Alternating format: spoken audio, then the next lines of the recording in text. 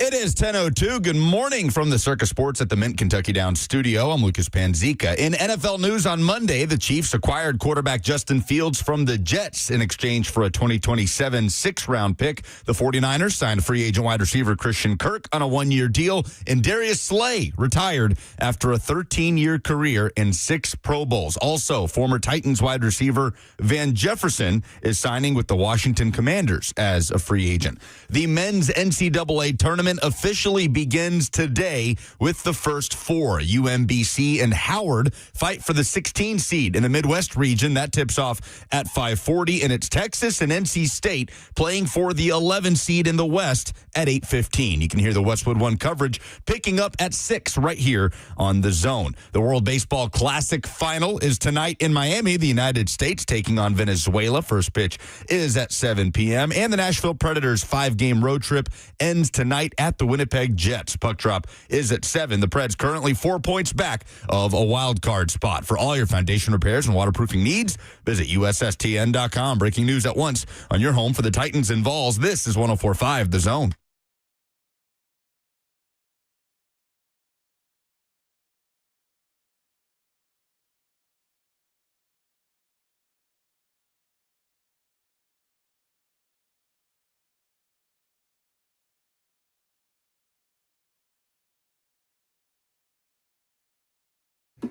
We got basketball on TV tonight.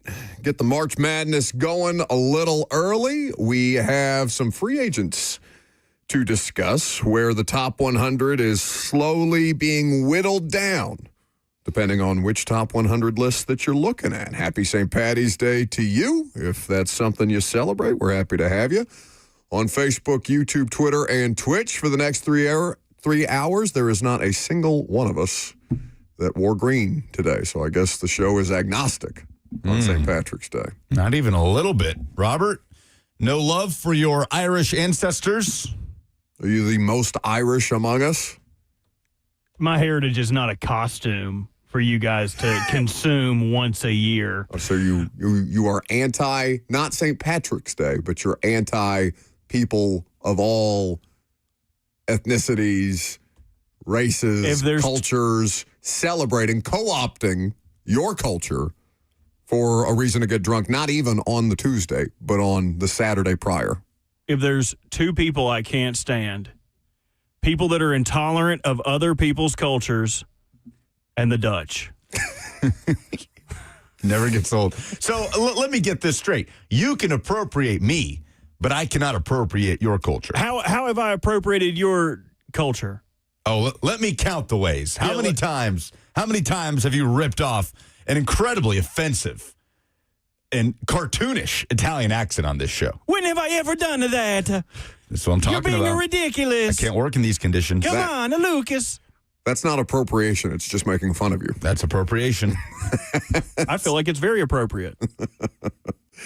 One of my favorite St. Patrick's Day traditions has nothing to do with the actual holiday itself. How many of you out there in the world are familiar with Crichton, a neighborhood in the great city of Mobile, Alabama?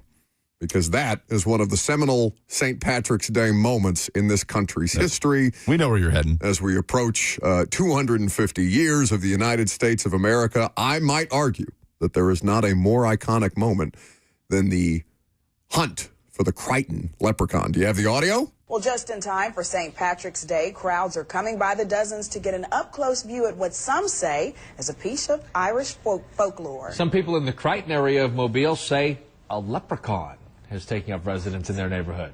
A leprechaun. NBC 15's Brian Johnson has more.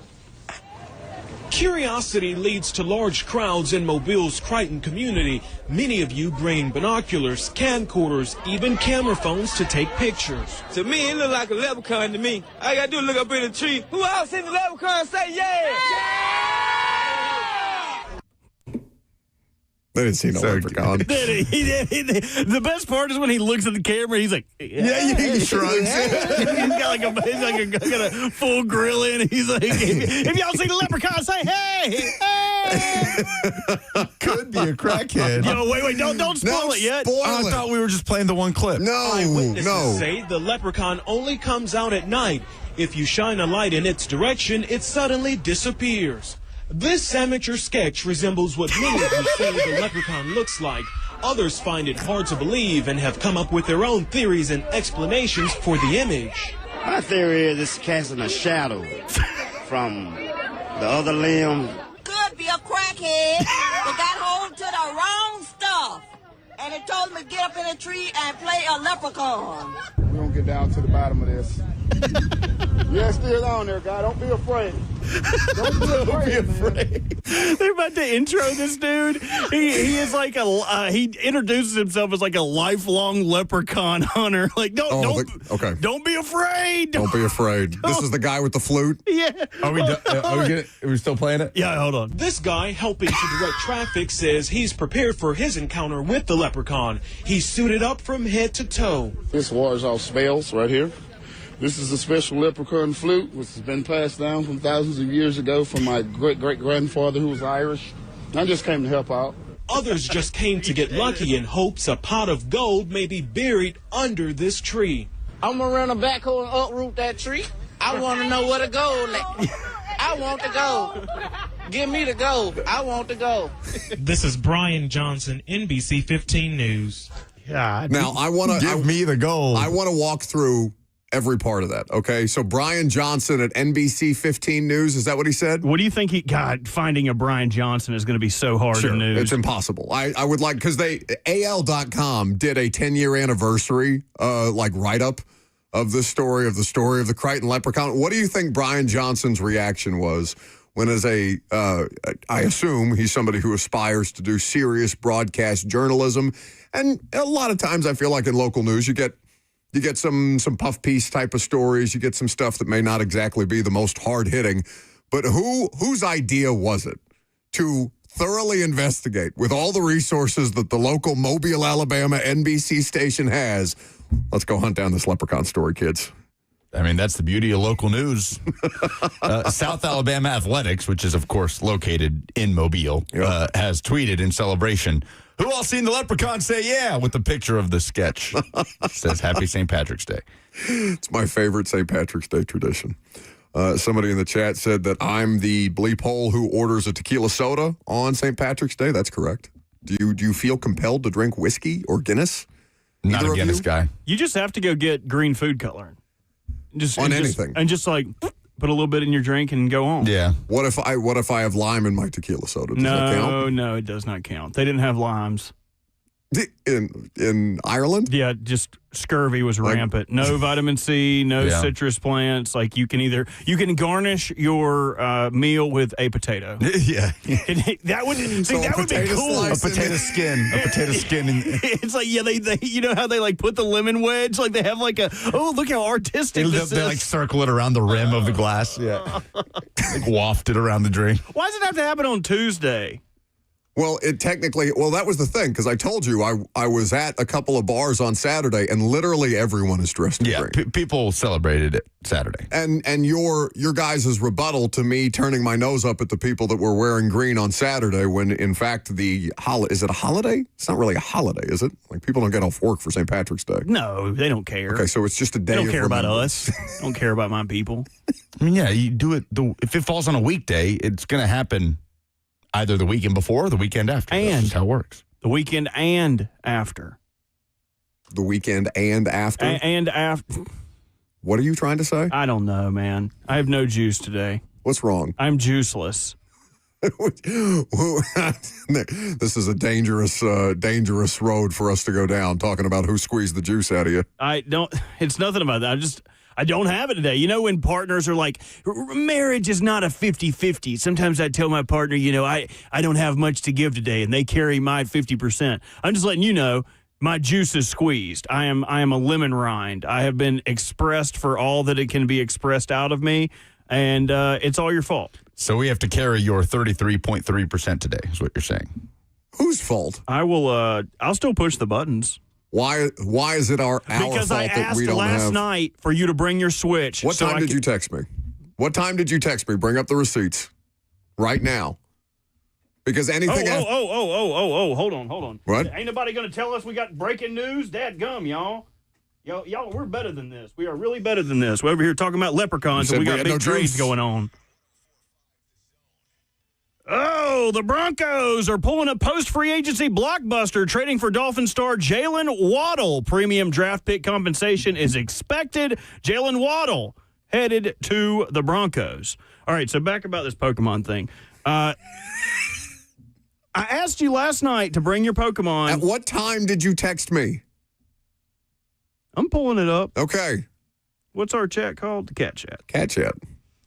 I said, is Ross the only one in there that doesn't have a cat? 11:25. That's too late. It's not. And then this morning, I was asleep for an hour and a half. This at that morning, point. I gave it exclamation marks. I said I need a Pokemon game. Yeah, and then by the time you had texted me, I was checking my texts from the evening previous in the sauna at 8:15. So that's too late. Guys, I feel like I'm being tested.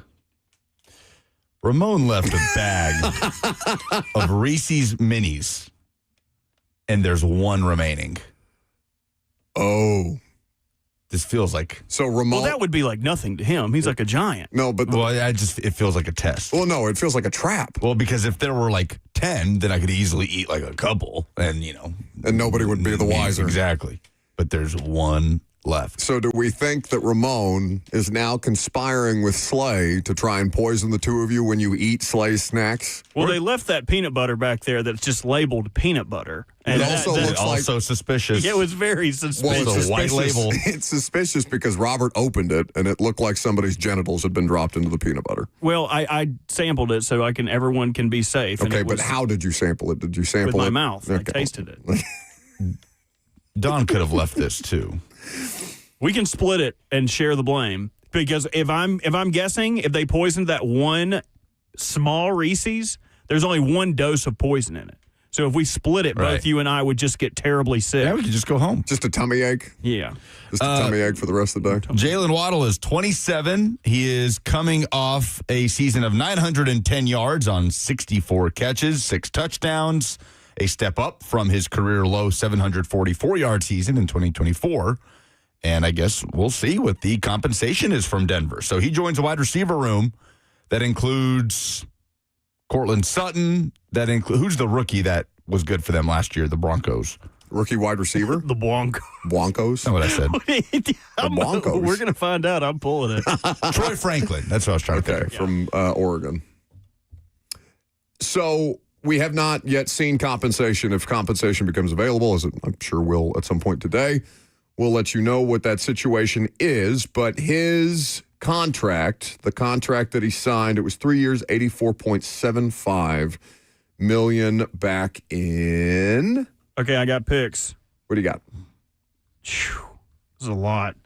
And we don't have years, though, so this could be 2027. But Denver gives up their first-round pick, a late third, and a late fourth for Jalen Waddle. It's a pretty high price. In this year's draft. I just said we don't know years. No, that's what Schefter said. Oh, okay, cool. All of the draft compensation going both ways is for 2026. So the Broncos give up 30th overall, along with their, like you said, late and third and fourth round picks. The Dolphins give up Waddle and their fourth rounder. That's a ton for him. I mean, who's to say that Jalen Waddle can't be a better player with a better quarterback situation? Because we all understand that Tua was at the end of his professional rope in Miami. And certainly last year was a very disappointing year for Tua, who got benched, and then they went in with Quinn Ewers. And how much is Quinn Ewers actually going to be able to do? Was he a 7th-round draft pick, Quinn Ewers? Yeah. Bo Nix is the expectation that he's going to be ready for the start of the regular season for training camp coming off that ankle injury. It's very late in the process. It's mid-January when he snaps his ankle. So I feel like you have to find ways to prop your roster up. I'm not saying that Jalen Waddle isn't a good player. I'm just saying you're trading Jalen Waddle for 3 players, essentially. The picks will become 3 players. Now, maybe none of them end up being Jalen Waddle. And you say, well, okay, the Broncos got a better player than anybody that you could get with the 30th pick or the 4th-round pick that they get. Or what was it? So it was a first, this year's first, a third, and a fourth? That's just a lot. That's a lot for a position that's very quarterback dependent. There's no more positionally dependent position in the NFL than wide receiver, right? I think Sean Payton is going to find a way to utilize Jalen Waddle. I think that, they're in win-now mode. No, and I'm not. So what? So I guess that's an interesting conversation. Like, why don't we talk about that coming up next? Because there's a discussion to be had about what is the best way to approach a window and how open are these windows actually in the NFL. We can get into that with the recent news, the very recent news that Jalen Waddle will be traded from Miami to Denver coming up next. Say it again. Broncos. Broncos. The Denver Broncos.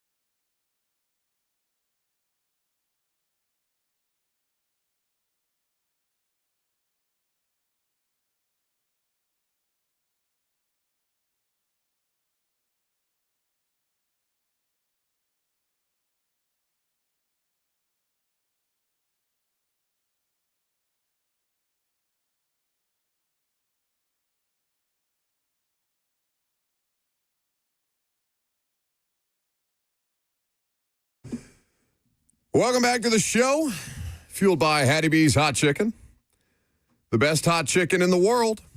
So the full trade details, the Broncos get Jalen Waddle and the Dolphins' 2026 fourth-round pick.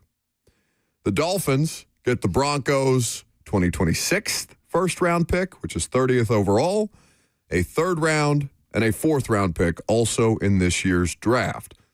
So Lucas brought up the idea of the Broncos being in a win-now window, and both Robert and I don't know, Lucas, if you feel similarly, but it doesn't feel like you did based on your response, that cost for a wide receiver who's already on a second deal for a team that's in a window to win, what they were in the AFC Championship game without their quarterback, the Denver Broncos, because of the injury that he sustained in the divisional round against the Bills. Doesn't matter the cost if you are a team that's trying to maximize your window. Because I'm sure there is a limit for every team, and each team that, I mean, I don't know how many teams we would consider to be in a Super Bowl window, like the Chiefs missed the playoffs. But their window is as long as, I actually think the window is Pat Mahomes' career, unlike Joe Burrow. Yeah, and that's, that I think that just has to do with the Bengals organization. Sure. The Chiefs we know to be a very competent organization around maybe the best quarterback that we've ever seen. Baltimore just missed the playoffs. I'm not thinking that Baltimore is outside their window because Lamar and Derek and all these things are still there for them. The ultimate question is, are you trading for Jalen Waddle to bring him in to pair with Courtland Sutton, who's coming off another really productive season, 1,000-yard season, will be 31 in early October. They have an out. There's a $15.8 million dead cap hit that you can take on if you want to get rid of Courtland Sutton's contract. His cap hit each of the next 2 years is over $28 million. So are you bringing Waddle in to pair him with Courtland Sutton and Troy Franklin and Evan Ingram in that pass-catching core? Or are you bringing in Jalen Waddle because you plan to cut ties with Sutton and you believe Waddle can be your WR1? Because they want to run the football. And it doesn't, you can have an Eagles setup, and it's not like they have A.J. Brown, prime A.J. Brown, and prime Devontae Smith with prime Saquon Barkley and the best offensive line you've ever seen. But it's, their setup is not bad, right? They brought J.K. Dobbins back. Yeah. I think he's making 10 a year. Yep. J.K. Dobbins, who obviously, is productive but injury prone, right? Those two things are constant in his career. R.J. Harvey, but, you're talking about you go down to Marvin Mims Jr., and that's a wide receiver room that is shaping up nicely. That's a lot of weapons. Sutton, Waddle, Ingram, Dobbins, Troy Franklin. Wasn't he like a day 3 pick? He was definitely day 3 because he's small. I wouldn't be in favor. They may have a different plan here, but it would seem counterintuitive to get rid of Sutton if you are going all in, simply because they are not every wide receiver that they have on that roster, they are not all going to make it through the season healthy, just by percentage chance. So you almost hedge your bets against somebody going down. Now, obviously, it didn't help them when their quarterback went down, and they had no real offense to speak of, and also the weather played a huge factor in that AFC Championship game. We all know this. Is there a cost that's too great? Do we think the Broncos are capable of winning a Super Bowl with Bo Nix? I think the Broncos... I think they're capable of getting there. I think they would have been in it if Nix was healthy in that AFC Championship game. And they would have gotten walloped. They would have lost to the Seahawks, yeah. I think it would have been a similar result in the actual Super Bowl. But yes, for sure. You think for sure they're capable of winning a Super Bowl with Bo Nix? Yeah, I think they're capable, yeah. Because I think a lot of people would say that's probably the line. Above or below Bo Nix is probably the line for a quarterback that... Because I'm just going to say, if you get there, you have a chance to win the Super Bowl. Yeah. If you're in the game. I know New England didn't really have a chance, but if you get there, you have a chance to win the Super Bowl. You're physically in the game. Yeah, it's hard for me to look at whether it's a team, a situation, or a player and say, you can get there, but there's no way you can win it when you do. Right. That's tough for me to sit there and draw that line. If you can get there, you're capable of winning a Super Bowl. But I think that a lot of people would argue that the Niners with Jimmy G were capable of getting there, but not capable of winning it. I think that Garoppolo is one of and maybe that's a very specific example, But Garoppolo is somebody where I think a lot of people would have made the case. Like if Tannehill had gotten to a Super Bowl, I bet the vast majority of people talking about that Super Bowl would say Ryan Tannehill has no chance to win a Super Bowl. Because there's this kind of cutoff, it seems, with people and how they talk about these quarterbacks. And again, it's not just about the quarterback. If it was just about the quarterback, Sam Darnold wouldn't have won the Super Bowl. It's because that defense absolutely mugged Drake May for 4 quarters, and Kenneth Walker did most of the dirty work to take the pressure off Sam Darnold, and then Sam Darnold could help put them over the top at the end. Sam Darnold wasn't the biggest reason that the Seahawks won the Super Bowl this year. So if you are talking about maximizing a window, is there a draft capital situation that's too great? Because I do think a lot of teams tend to hoard their draft picks. And I saw Tyler Dial on YouTube. You can interact with the show, Facebook, YouTube, Twitter, and Twitch. You can also call us, 615-737-1045. Tyler on YouTube says talking about the Broncos, they're taking the Rams bleep them picks approach. But Robert, what did you tell us about the Rams a couple of weeks ago? The Rams don't actually bleep them picks. The theory is just bleep them first-round picks. Yeah, so since 2021, in the last 5-year cycle of the drafts, the Los Angeles Rams have had the most picks in the NFL at 57. So it's not actually bleep them picks. It is bleep our top picks. Yeah. Bleep our first-round picks. So, because I think a lot of people would just assume that the Rams are trading picks left and right for players that already exist in the NFL, when in reality, they're just saying, no, we think the value of a proven player is better than what we might be able to get in the first round, and we're confident enough in our process that Sean McVay and Les Snead and the combination of their 2 staffs can identify Puka Nacua in the 5th round, and my scheme will help put him over the top. Like, I don't know if Puka ends up being this kind of a player in every other NFL situation, or if Sean McVay and Matt Stafford give him the perfect confluence of events to be one of the best wide receivers in the NFL. If you want to talk about a lot of picks, the Dolphins have a lot of picks. Yeah, so let's talk about this. Do you have the list of them? I do, yeah. Okay, go ahead. So the Dolphins currently own 11, 30, 43, 75, 87, 90, 94. So that's 7 picks in the top 100, and also their late-round picks, 151, 227, and 238. So 7 picks in the top 100 for the Dolphins. Man. And the Titans were just trying to get 12 in the top 100 in 3 years. Over 3 years, yeah. Yeah, so full rebuild mode in Miami. I mean, their wide receiver room right now consists of like Tutu Atwell and Jalen Tolbert. That's it. Man. Theo Weiss. Do not disparage Malik Washington. Washington. You take that He's a back solid right player, now. right? Yeah, he's good. Yeah, he's fine. He's just he can't get things off the top shelf. So it's going to be curious to see what Miami does, because if you're a Dolphins fan, 2026 just doesn't matter. I mean, you hate it from a league. Guess not. But you've got a Dolphins fan in your group chat, you said, Robert. I don't know if this is like a high school or college group chat. Yeah, high school, college, both of them. He went to both my schools. But he's kind of going through it. But because he thinks Achane is next. Achane, in his opinion, would be next if there is a suitable buyer, if they can get value. But also, if you're going through a rebuild, I don't think there is a more fun situation than the Dolphins are currently in, because this year doesn't matter. It's all about development. Can you get your draft picks developed? Can you select some guys to give you some future stars, and then go into 2027 looking bright-eyed and bushy-tailed with your draft picks? Because they kind of have the option to stick and pick, or they can move back and get more picks for 27. Yeah. They have enough maneuverability in this draft that they can basically take whatever path they want to, because they've done the hard part of cutting Tua and eating the money, right? That was the poison pill that was going to be the most unpleasant for them to swallow. So they've done that, and now they've set themselves up for basically a house money year. Now, if you're a fan of the Dolphins, it probably sucks, because you're looking around being like, well, what?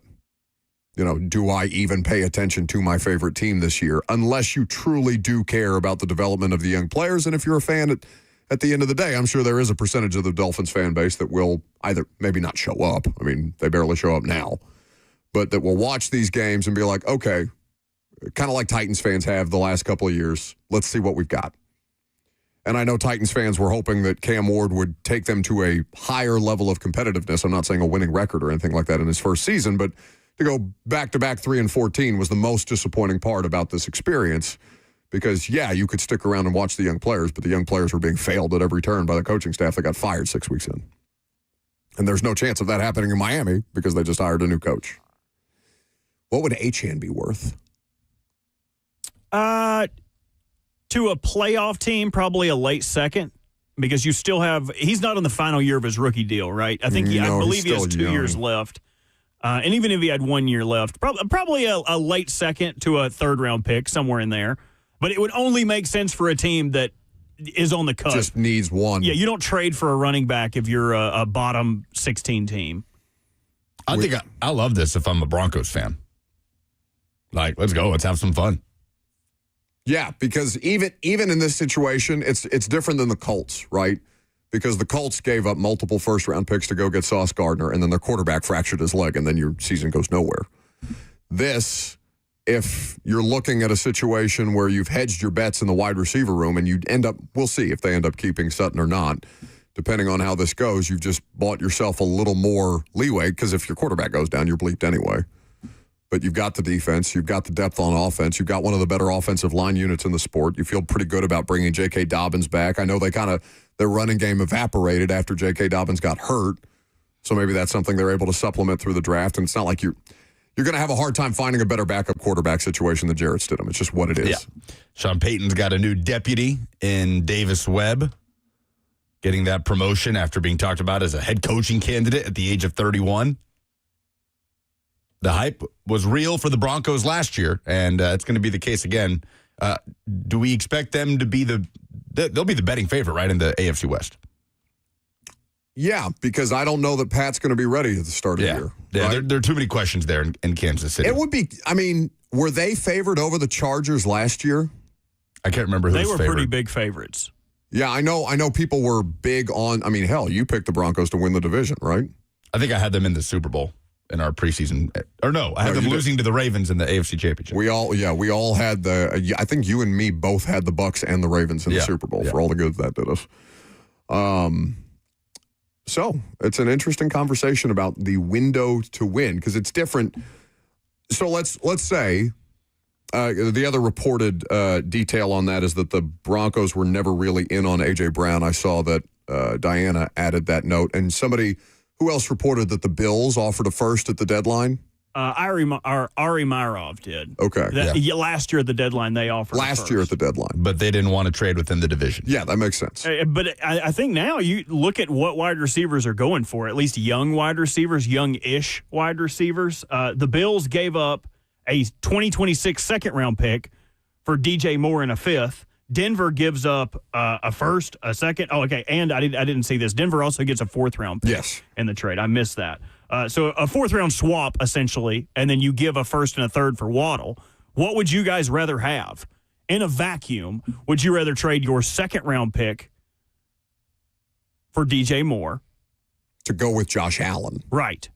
Who made the better trade? Because I have some stats here. Moore will be 29 in April. Waddle will be 28 in November. Moore's last 3 years yards per route run was 1.64. Waddle's was 2.07. And 20-plus air yard catches for the past 3 years. DJ Moore had 32. Waddle only had 15. And you could probably put some of that on the tumultuous quarterback situation. Yeah, I'm gonna say Waddle because it's just DJ Moore in Buffalo. Like, they absolutely had to have DJ Moore. I'm not saying that it's a bad trade. It's a good trade for both teams in that circumstance, but there's nothing else in Buffalo right now. I mean, it's the idea of Keon Coleman actually turning into something. I mean, which move gets said team closer to a Super Bowl? Bills or Broncos? I'm always going to pick the team that has Josh Allen to get closer to a Super Bowl than Bo Nix. So by that logic, I would have to pick the DJ Moore thing because it gives a bona fide wide receiver to. I mean, I think when he's on, you could probably have some conversation every year about this. But Josh Allen, to me, is even more talented than Mahomes. Sure, but talented. I'm not saying that he's better. I'm saying that he's a more talented player. I have more questions about Buffalo right now than I do Denver. I don't know how this is going to work with Joe Brady. Yeah, that's the other thing. I don't know what. I mean, in theory, it's just going to look like it did, right? Because he's still he's the same guy. Is the It's defense going to take a step back with Sean McDermott out the window? I don't know. I expect. Vance Joseph is still in Denver, right? Vance Joseph did not get a head coaching job. Yeah. So, I expect the Broncos to hit the ground running in a way that I don't know the Bills will. Joe Brady's like 22 years old, isn't he? He's a little older than that. 36. I don't know. I don't have a strong feeling about who did the better deal. I think the Bills deal was the more necessary deal. The Broncos deal feels like house money, is how I would categorize that.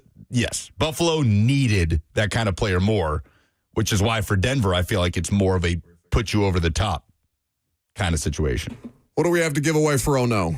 We have 2 tickets to go see Brooks and Dunn and their upcoming Neon Moon Tour coming to Bridgestone Arena September 12th, and a $100 gift card to a Moment's Peace Salon and Day Spa. That's a hell of a prize if you call in 615-737-1045 and tell us what in sports made you say, oh no.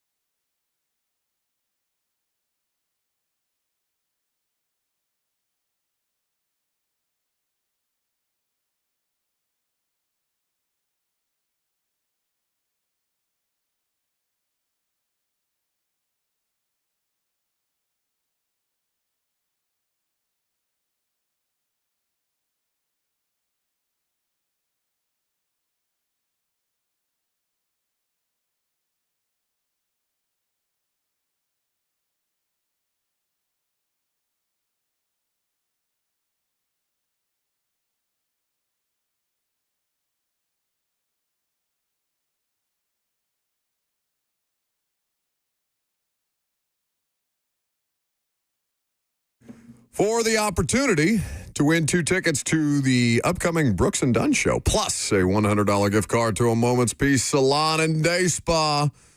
You got to call in and tell us what in sports made you say, oh, no.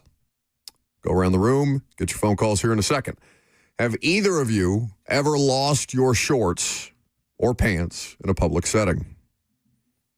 I have, in an airport when I was in like 2nd grade. It's very embarrassing. You lost them? I mean, dropped them. I did not have pants. I did not have shorts on that fit me. I don't think I had a belt on. We were running late to catch an international flight. I was pushing a luggage cart and lost my shorts in line. Very embarrassing. Oh, wow. Was pantsing popular around y'all's parts? Sure. Like, in middle school, like you'd come up behind somebody and just like jerk their shorts down? Yeah. One time in middle school, I, for whatever reason, just didn't wear underwear that day. And we were walking around the gym, before gym starts, and somebody ran up behind me and whashoom, pulled him down. And just there it was, little fella looking at everybody. And that's probably one of the most embarrassing moments of my life. Yeah, that's tough. Everybody's just like, oh, look at that guy's pimply butt. And it's like, oh, but what is that? Looks like a dog chewed on it. It's just another pimple. Somebody don't pop it. What, is that yours? Did you lose your... No. What happened? So that they canceled the Hawks Magic City night. Okay? So they're having pantsless night? Well, that did not stop one Pelicans fan from losing his shorts in the middle of Magic City night. So I guess they had like an Irish jig competition. Okay. In the middle of the game. And sometimes these things are staged, right? Sometimes the dance competitions are staged. But the video of this Pelicans fan dancing, he's trying to do an Irish jig. He loses the basketball shorts that he's got on whilst doing the Irish jig on a Jumbotron. Now, he recovers. They don't make it all the way down to his ankles, these pants, all right? He catches them as they fall in real time and continues on as if nobody would notice. But I think there are few greater forms of public humiliation than losing your pants in a public setting. And this Pelicans fan made me say, oh, no. Memphis Tiger basketball made me say, oh, no, as they are, according to Pete Thamel and ESPN, retaining Petty Hardaway as the head coach of the Tigers. Dumb. Did you say Petty Hardaway? Well, maybe that was a Freudian slip. Year one for Penny. It's Petty Hardaway and the Denver Broncos. Year one for Penny was the 2018-19 season. Since then, how many NCAA tournament games do you think Penny has won at Memphis?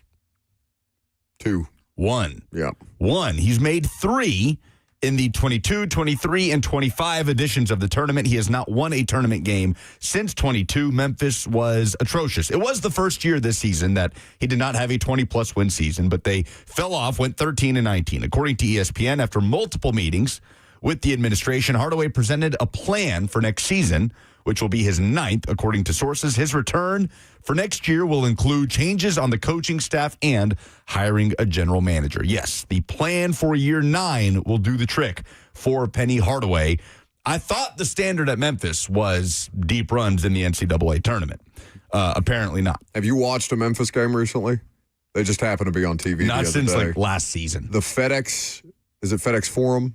Yeah. The name of the venue? Yep. Just looks sad. It's tough, yeah. That place used to be rowdy as hell for both Grizzlies and Tigers games. Like both basketball teams in the city of Memphis have fallen on hard times. But I can't imagine being a fan of that program and looking at Penny and be like, wait, we're not advancing. We're not growing as a program. This thing is it's not even stuck in neutral. It feels like it's getting worse. It feels rotten. Hitting the reset button after 8 years of a coaching tenure is a tough pill to swallow coming off the worst year of that tenure.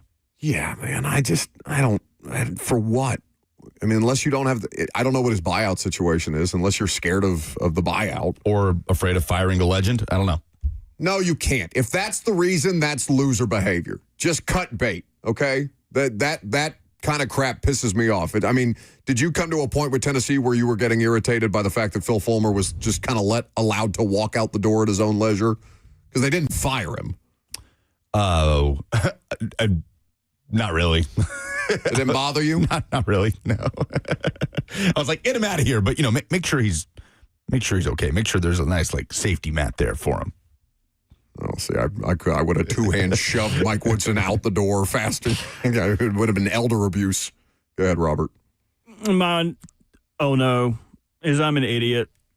I have been trying to find the name of this song for 2 days now. What song? I have, hopefully you or one of the audience members can help me. Well, first, before you go on, Robert, I see a text from Robert asking, "Are you up?" And this is at like 9:15 p.m. I was going to call him, but I was like, well, maybe he's getting ready for bed or something. Are you up? I need help. What song is this? And he sent me a voice note that I wish I could play, but you got to save them. They erase after a certain amount of time. You don't keep those? I keep all the voicemails that he sends me because it's just him screaming in the background like he's being mugged. I wish I'd kept it. Are you up? I need you to tell me what song this is. And a voice note of Robert like doing the sound. Yeah. And he tried this with our social media people a couple of weeks ago for like a Mario. I found that song. I know you did a great job, but it was like an hour-long process. Do you remember how it goes?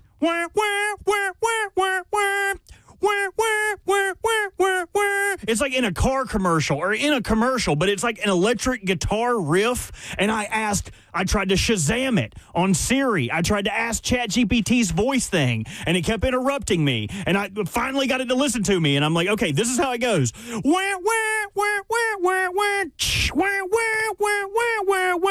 And it goes, yeah, that's great. If you know any of the lyrics, let me know, and I can get on that. I don't know the lyrics. It's just a riff. What do you want the riff for? I just want to know what it is. I tried to reference it last night when I was talking to some of my buddies, and I couldn't. None of them knew. Everybody act like I was a unicorn. Had some on my forehead every time I asked them. That's Ring of Fire. No. Someone out there knows what song I'm trying to do. Our lines are full right now, but call in at some point if you know what the hell.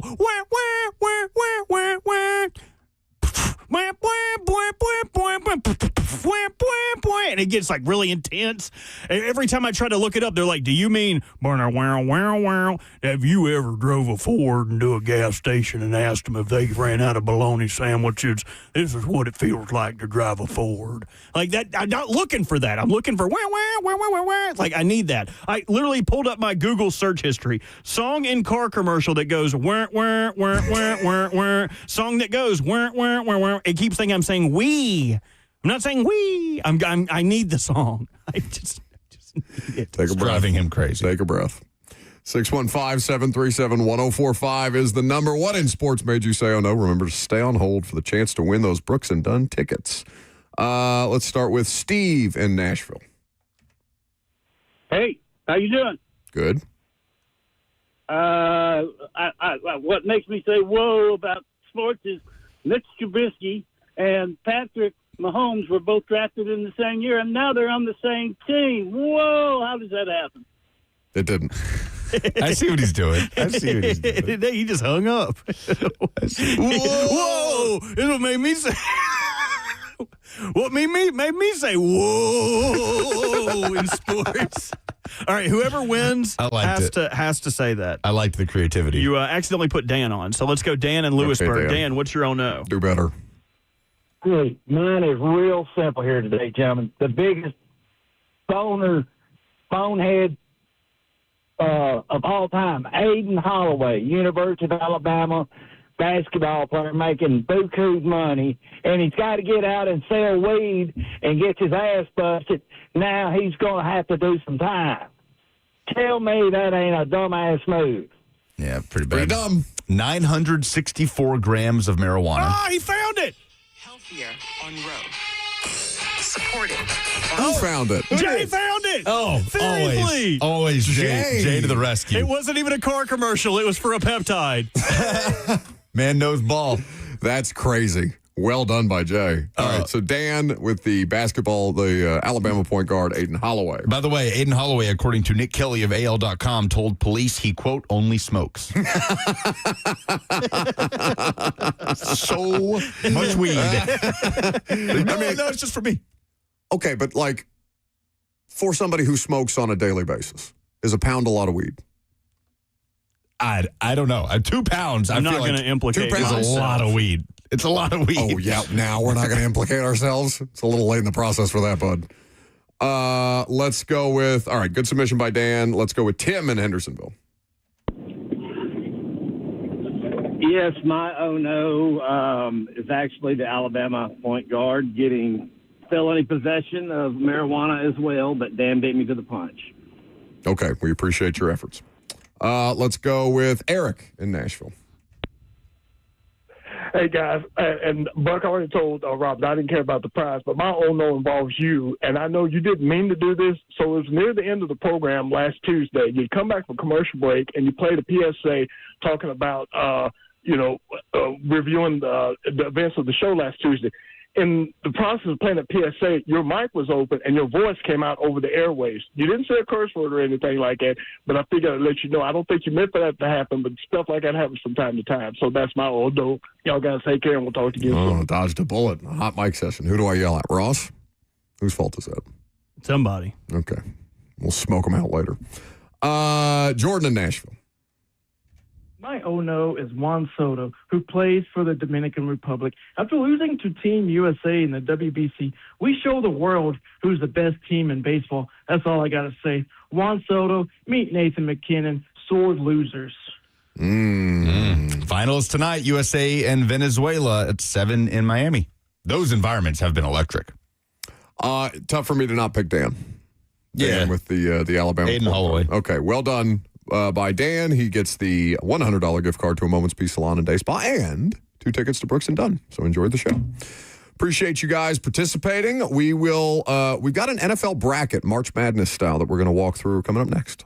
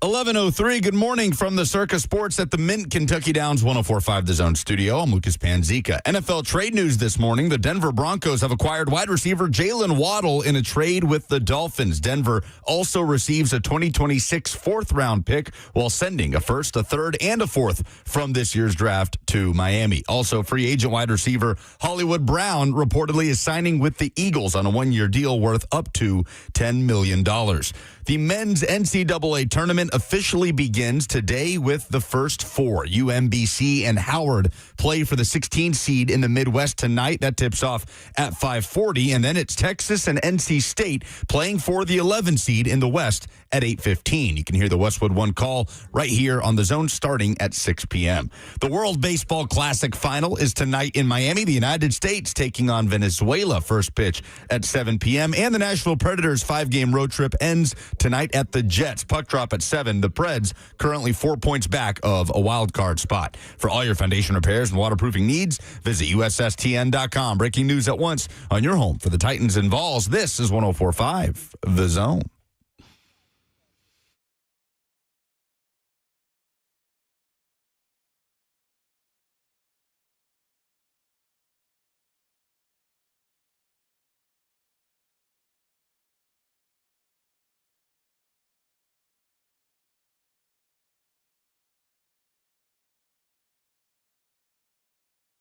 Second hour underway. We're happy to have you. Thanks for hanging out, sticking around, calling in, live streaming the show, whatever you're doing today.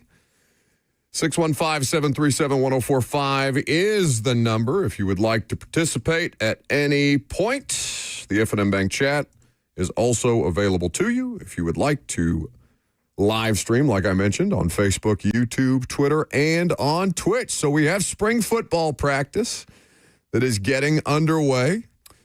Tennessee, the quarterback conversation is going to be an interesting one. Who's got the more interesting quarterback situation heading into 2026? Is it Vandy or is it the Vols? Because no Diego Pavia, so that kind of clears the way for Jared Curtis to just take over as a true freshman, and you have another true freshman, a 5-star freshman, and Faison Brandon, who is competing with.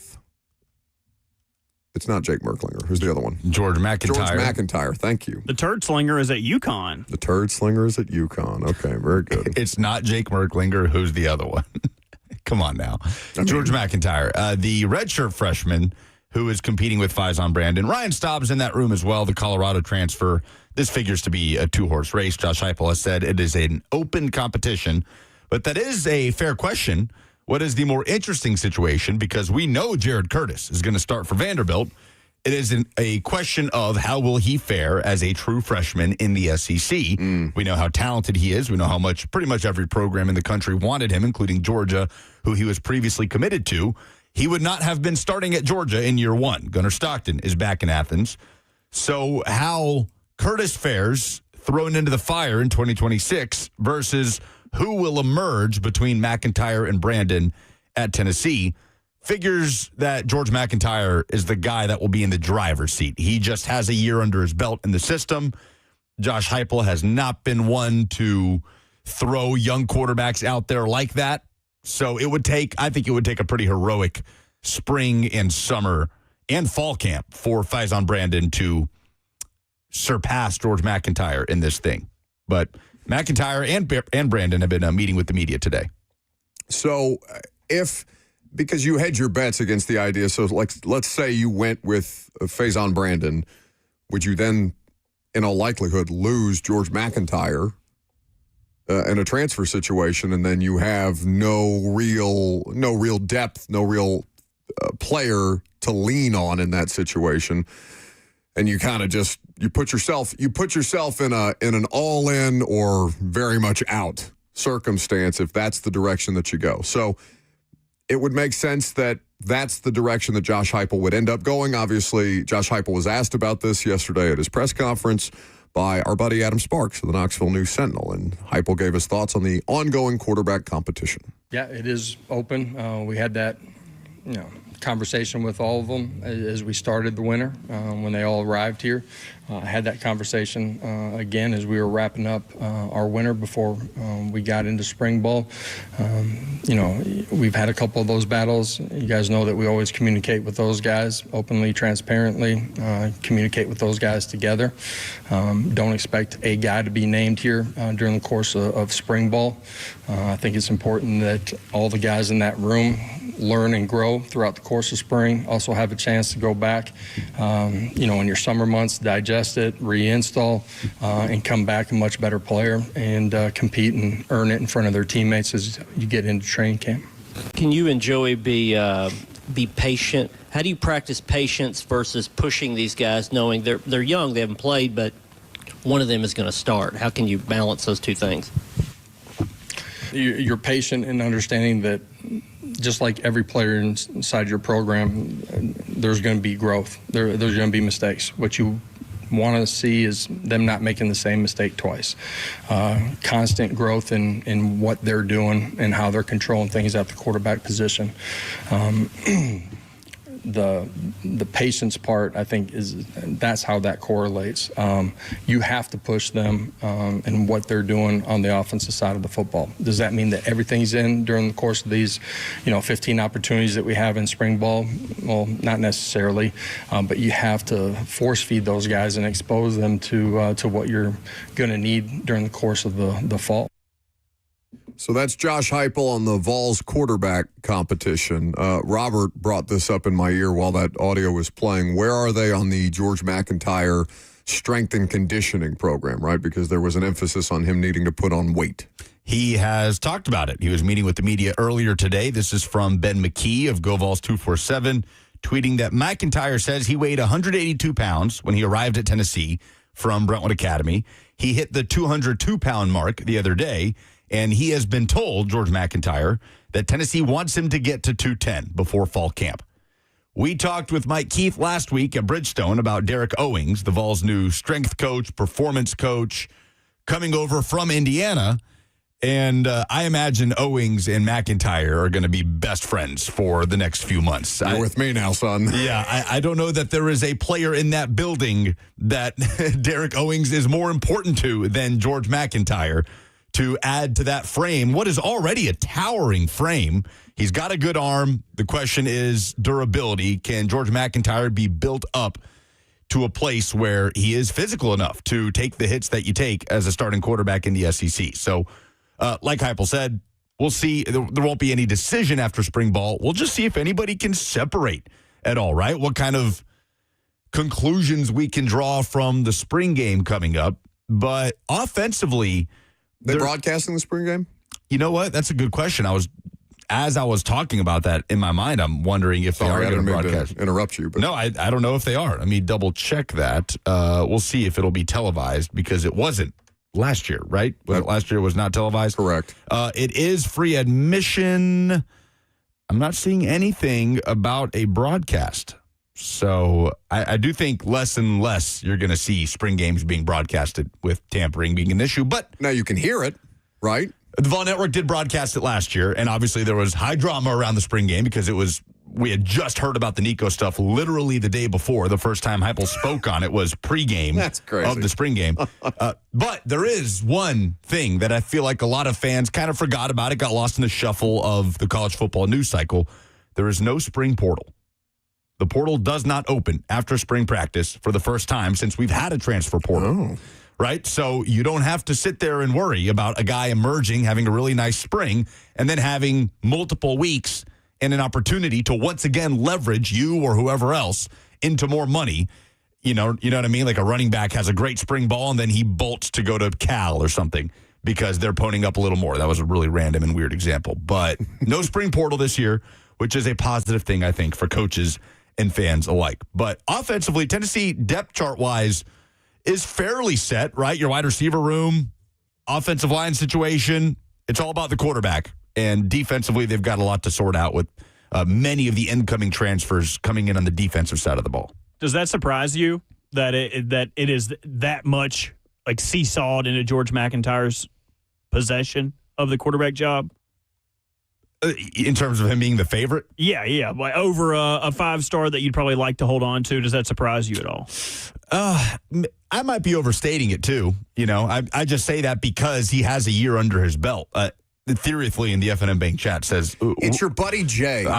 I'm sorry. It's your buddy Jay. He literally just texted Robert the song that we were talking about on the air. It's okay. What did Theoretically say? I don't see a Jay in the chat. He says we're losing whoever loses, basically saying the loser of the QB battle is out the door. So I don't know that to necessarily be the case in this era, you would think. But like we've talked about multiple times, if you are a true freshman, even as a 5-star quarterback, stepping foot on an SEC campus and planning on bolting, if you're not an immediate starter, you're not going to find a lot of spots that are going to hand you the keys as a true freshman. Like Jared Curtis at Vanderbilt is a bit of an outlier. So it's a very specific situation. It is. I don't know if I totally agree with Jay there. He could theoretically, he could very well be right.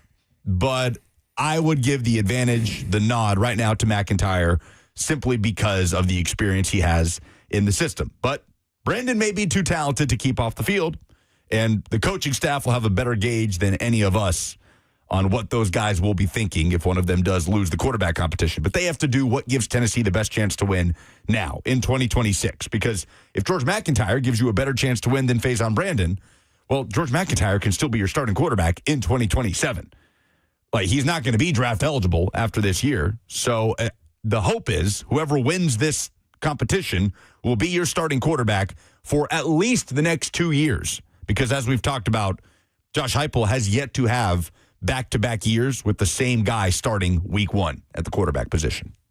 So beyond, obviously, the importance of the quarterback position and the decision that's made there, what are the biggest questions as we start spring practice and get ready for the spring game? Secondary, the defensive back group as a whole, there's so much shuffling there where Ty Redmond, who Jamal McCoy said he expects to be a future first-round pick at the Combine the other week. Do you know when the Vols Pro Day is? Oh, I had a date in front of me. I can look it up. But later. Jamal McCoy needs sure. I want to make sure that we don't gloss over that because that's a huge deal for him. It's going to be big for him. Ty Redmond, to me, is the only surefire starter coming back for Tennessee, the rising sophomore corner. There's transfers everywhere. Kayan Hill, the cornerback from Auburn, TJ Metcalf, the safety from Michigan, Quay Moss, the safety from Kansas State. What's most interesting to me about the defense is the fact that there's going to be a big learning curve here, right, with Jim Knowles coming in.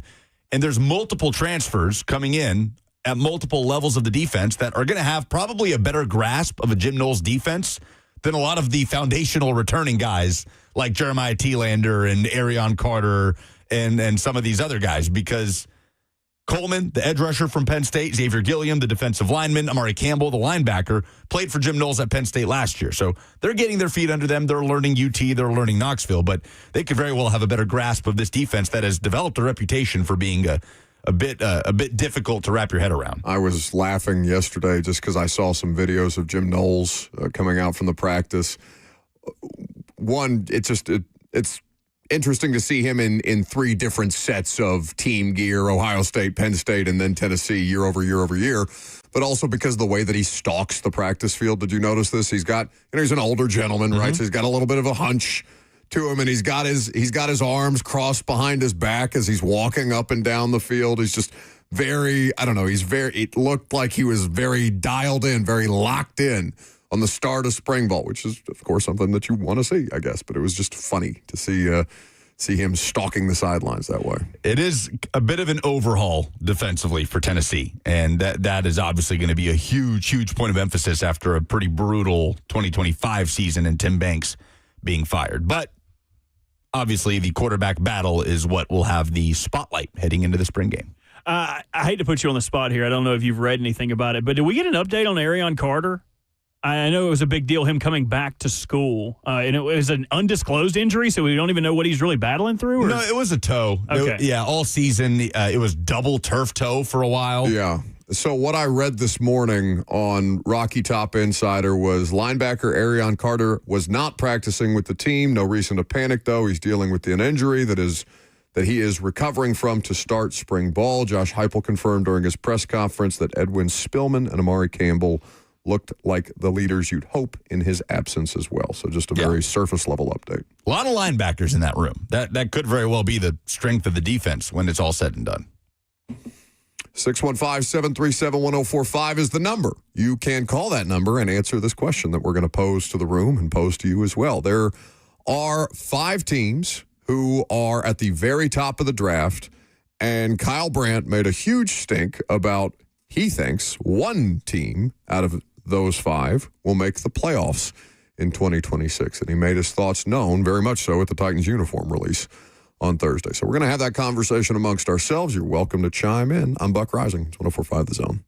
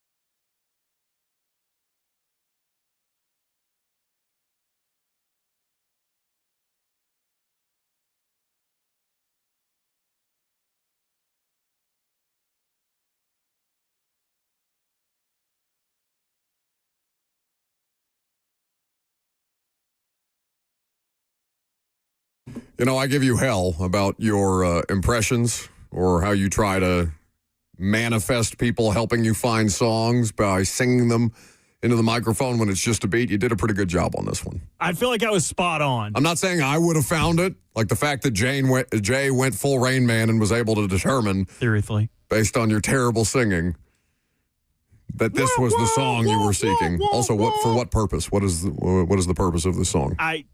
My buddy was playing a game last night. When he opened the door, it creaked, and it sounded like the beginning of this song. That was it. I'm happy for you because that is a terrible feeling to just have it right there on the tip of your tongue and not remember what it is. The worst part is I forgot it. I could not recite that. I could not recite that back to you this morning, which was even more infuriating. That's why I wanted you to have the voice memos as evidence. And then I did not remember it until we got in that segment, and I took myself back. I was like, what noise did that door make?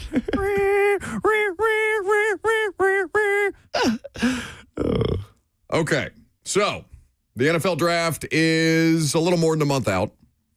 And Kyle Brandt at the NFL Network put out a tweet in advance of him coming to Nashville and being the celebrity surprise host of the Titans uniform reveal. And he said, one team picking in the top 5 of the NFL draft will make the playoffs this coming year. And then I guess as a part of paying off the tease, because he didn't mention which team in his tweet, he showed up at the Titans uniform reveal. He's been he's been a Titans advocate. Because if you want to be on that island, my God knows that you can... you can have it, right? Nobody's banging a drum for the Titans at any point in the last 4 years unless you really, really want to be that guy. So I guess Kyle Brandt has been leaning in. I do think Titans fans have been drawn to him with the amount of angry run scepters he's given to Derrick Henry, and he gave one to Cam last year, too. Oh, for that Browns play where Cam was almost sacked. Threw a man off of him. Threw a defender down. Yeah. So anyway, Kyle Brandt shows up at the Titans uniform reveal, and he references his tweet. They throw the tweet behind him at the Pinnacle on all the screens, and he's like, is it going to be the Raiders? No, boo. Is it going to be the Jets? No, boo. Whole thing, and then he gets to the Titans. He starts screaming into the microphone like a deranged person. The Titans are going to make the playoffs. The Titans are going to make the playoffs. Okay, fine, whatever. But it's worth looking at these 5 teams that are picking the top 5 of the draft and trying to figure out, understanding that we still have the draft ahead of us that will help inform how good these teams will be in 2026. Who do you think has the longest odds to win their division of the 5 teams picking at the top of the draft? So you've got the Jets in the AFC East. You've got the Titans in the AFC South, the Raiders, the Giants, and the Cardinals. Which of those teams do you think has the longest odds to win their individual division? According to Jets. I'm going FanDuel. See, I would have went the Cardinals. Incorrect. It is not the Jets. Is it the Cardinals? It is the Cardinals at plus 3,000. It's the NFC West, Lucas. I understand, but I think the Jets are that bad. I would say the Jets are somehow less likely to win their division than the Cardinals are, despite sharing a division with the Seahawks. The Jets Rams. are the only one of those 5 teams that is, by odds, projected to not finish at the bottom of their division. Man. FanDuel thinks that the Dolphins will be the team that finishes in 4th place behind even the lowly, stinky, terrible Jets. Nah, man. I don't see it. Dolphins can tank completely, tear it all down. The Jets will still be last place. So it's plus 2,000 on the Jets. It's plus 950 on the Titans. Plus 1,800 on the Raiders. Plus 600 on the Giants. Plus 3,000 on the Cardinals. To make the playoffs. Or to win their division? To win their division. Okay, gotcha. So understanding that that's a much different conversation. Not a single one of these teams are going to win their division. So the Giants... We can safely say that not a one of these 5 teams is going to win their division in 2026. Safely? I don't enjoy... not a big fan of making definitive statements about anything in March. They're godforsaken, these 5 teams. I know, man. It's just...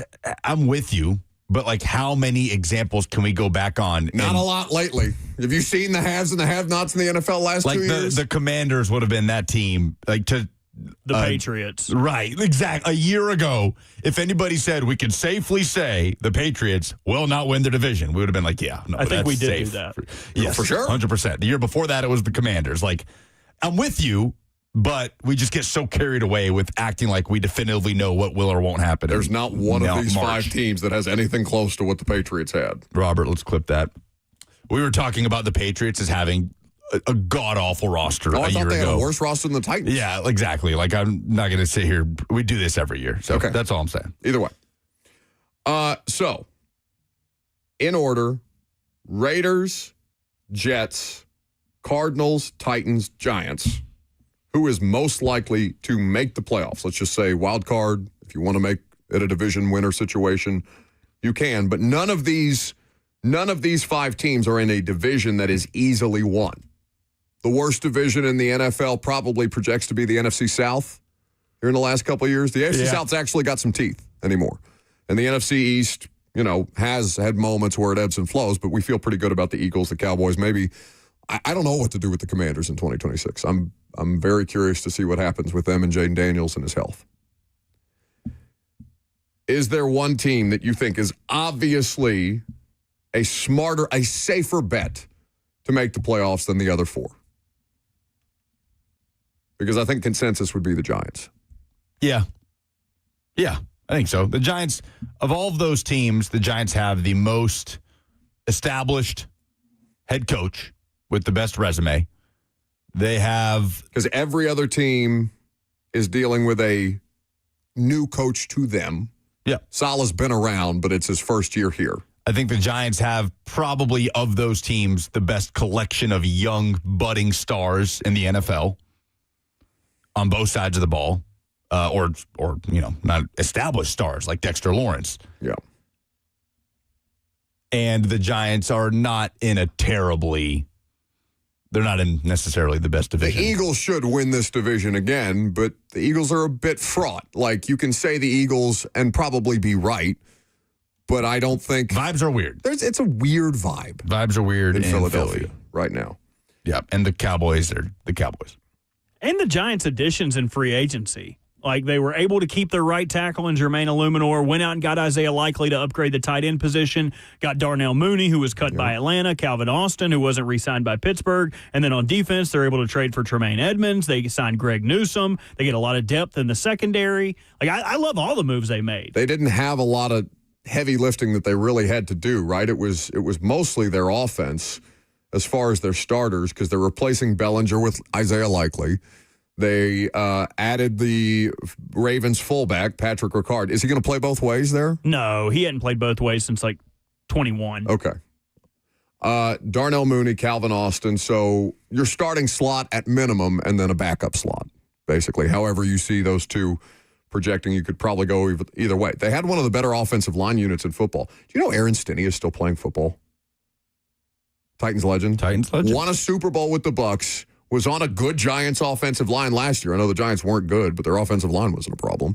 He's only 32. That's kind of crazy that Aaron Stinney's still out here doing it. Well, they also brought back Evan Neal. Like, they tried to trade that guy. He was a total bust, wasn't able to figure it out. Then the report is John Harbaugh sees untapped potential in Evan Neal. He's not good. Sucks out loud. And then their defense. I mean, their defense should be excellent, right? That's part of the reason Bowen got fired last year. Brian Burns, Dexter Lawrence, Roy Robertson Harris, who's been around for a long time. Is just a solid-ass football player. Abdul Carter, I don't know how to pronounce number 53's name for them. But they signed Tremaine Edmonds, like Robert says, and they have a solid secondary. I'm surprised. Tyler Nubin is somebody who Cosell loved in the draft a couple of years ago. And then... their big free agent signing of last year, Javon Holland. Yeah. Also, Titans legend Caleb Murphy. Oh, really? Yeah, he's on the three. He's on the 3 deep. Oh, Ferris State legend. Number 37. What a gross number. What a gross number. Hey, that's Amani Hooker right there. Yeah, okay, that's fine for a safety, not for a defensive lineman. Get out of here, 37.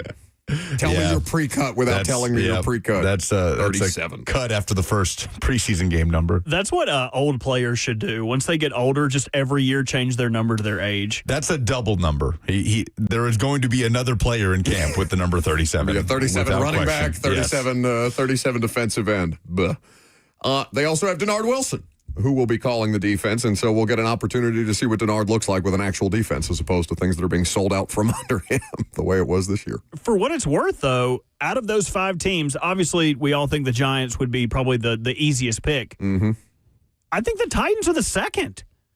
It's sure as hell not the Cardinals or the Jets. And I'm not picking the Raiders in that division. Everyone else in that division, I mean, even the Chiefs have their scars, like the Chargers with the injuries last year. But I wouldn't want to go against that division either. Like, I think the Titans are squarely in that top 5 in discussion, are number 2. Yeah, I think you would have to. It's a pretty clear pecking order, it feels like, in that discussion. I could make the case for the Raiders if I really wanted to, but if they're not going to start Mendoza at the onset, who the hell is going to start at quarterback for them? They don't have their guy yet. And Max Crosby must be healthy because they're keeping him. No one else has attempted to trade for him because he's so healthy, right? Now he's motivated. Well, he's gonna come back because he's so healthy. The trade suitors should be signing up, lined up around the block if he's really healthy. If there's nothing wrong with him, right?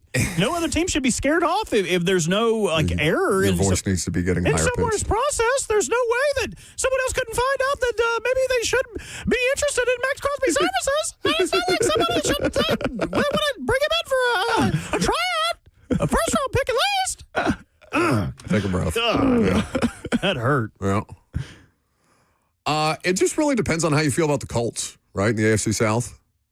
Because they're not better than the Texans or the Jags. Like, you're going to pick the Texans or the Jags to make the playoffs over the Titans. The AFC South has teeth, like you said, but it is really hard. I mean, the Jaguars, you just kind of understanding we still have so much more to go in the NFL offseason and the draft, but if you have to put somebody in the driver's seat now on March 17th, it would have to be Jacksonville. Well, it's interesting because FanDuel does not. FanDuel has the Texans favored to win the division.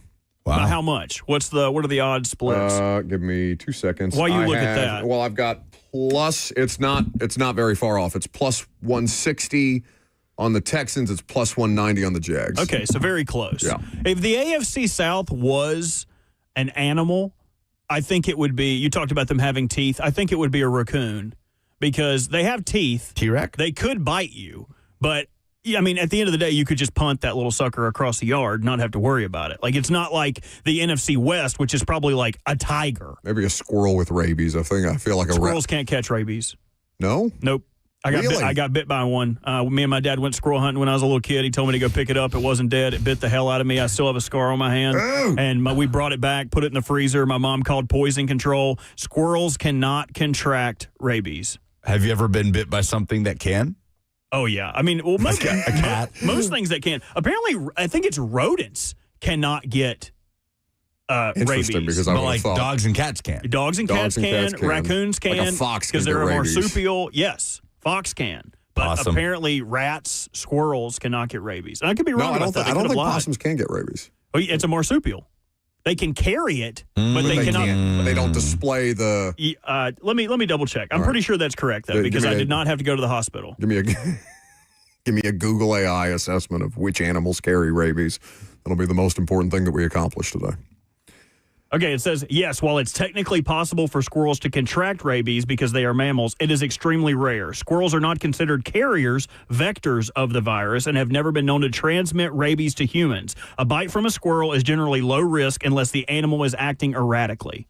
So they are not usually carriers for that disease. We learned something today. As Carrie says, squirrels are just rats with a cuter outfit. They taste better than rats. No, you let him sit in it. Let him sit in it. I think squirrels do. They just ran over the joke. I watched that episode last night. God. Who should be favored in the AFC South? It should be the Jags. Why the hell are the Texans? It should be the Jags, yeah. I think the defense for the Texans, Yeah. like even with the question marks around C.J. Stroud. And they're bringing back most of it, right? They didn't lose. I mean, I haven't seen Autry land anywhere. Barnett's still a free agent. Yeah, both of them are still floating around. But Yeah. if you're What if talking they just about go back? if you're talking about best on best, like the Texans defense is better than the Jags offense. Yeah. But I like the Jags team more. There's just such an obvious difference in trajectory with each quarterback situation. And the Jags, like we talked about on the show on Friday, their free agent approach was to let free agents walk and not bring guys back to fill their spots because they want the comp pick. So they lose Devin Lloyd, they lose ETN. I really thought that they were the best team in the AFC in the last, like heading into the playoffs. I really thought that they went to Denver and won. They were 2 or 3 plays away from beating the Bills at home, and I guess it doesn't matter. It's a loser's lament to say that the Jags were the best team in the AFC heading into the postseason because they lost in the first round. But I probably would have picked the Jags if we reset the board heading into the playoffs. If they figure it out with Trevor Lawrence, they're a huge problem. Huge problem. 615-737-1045 is the number. NCAA tournament expansion is being talked about. Are you for or against it? We'll talk about it next.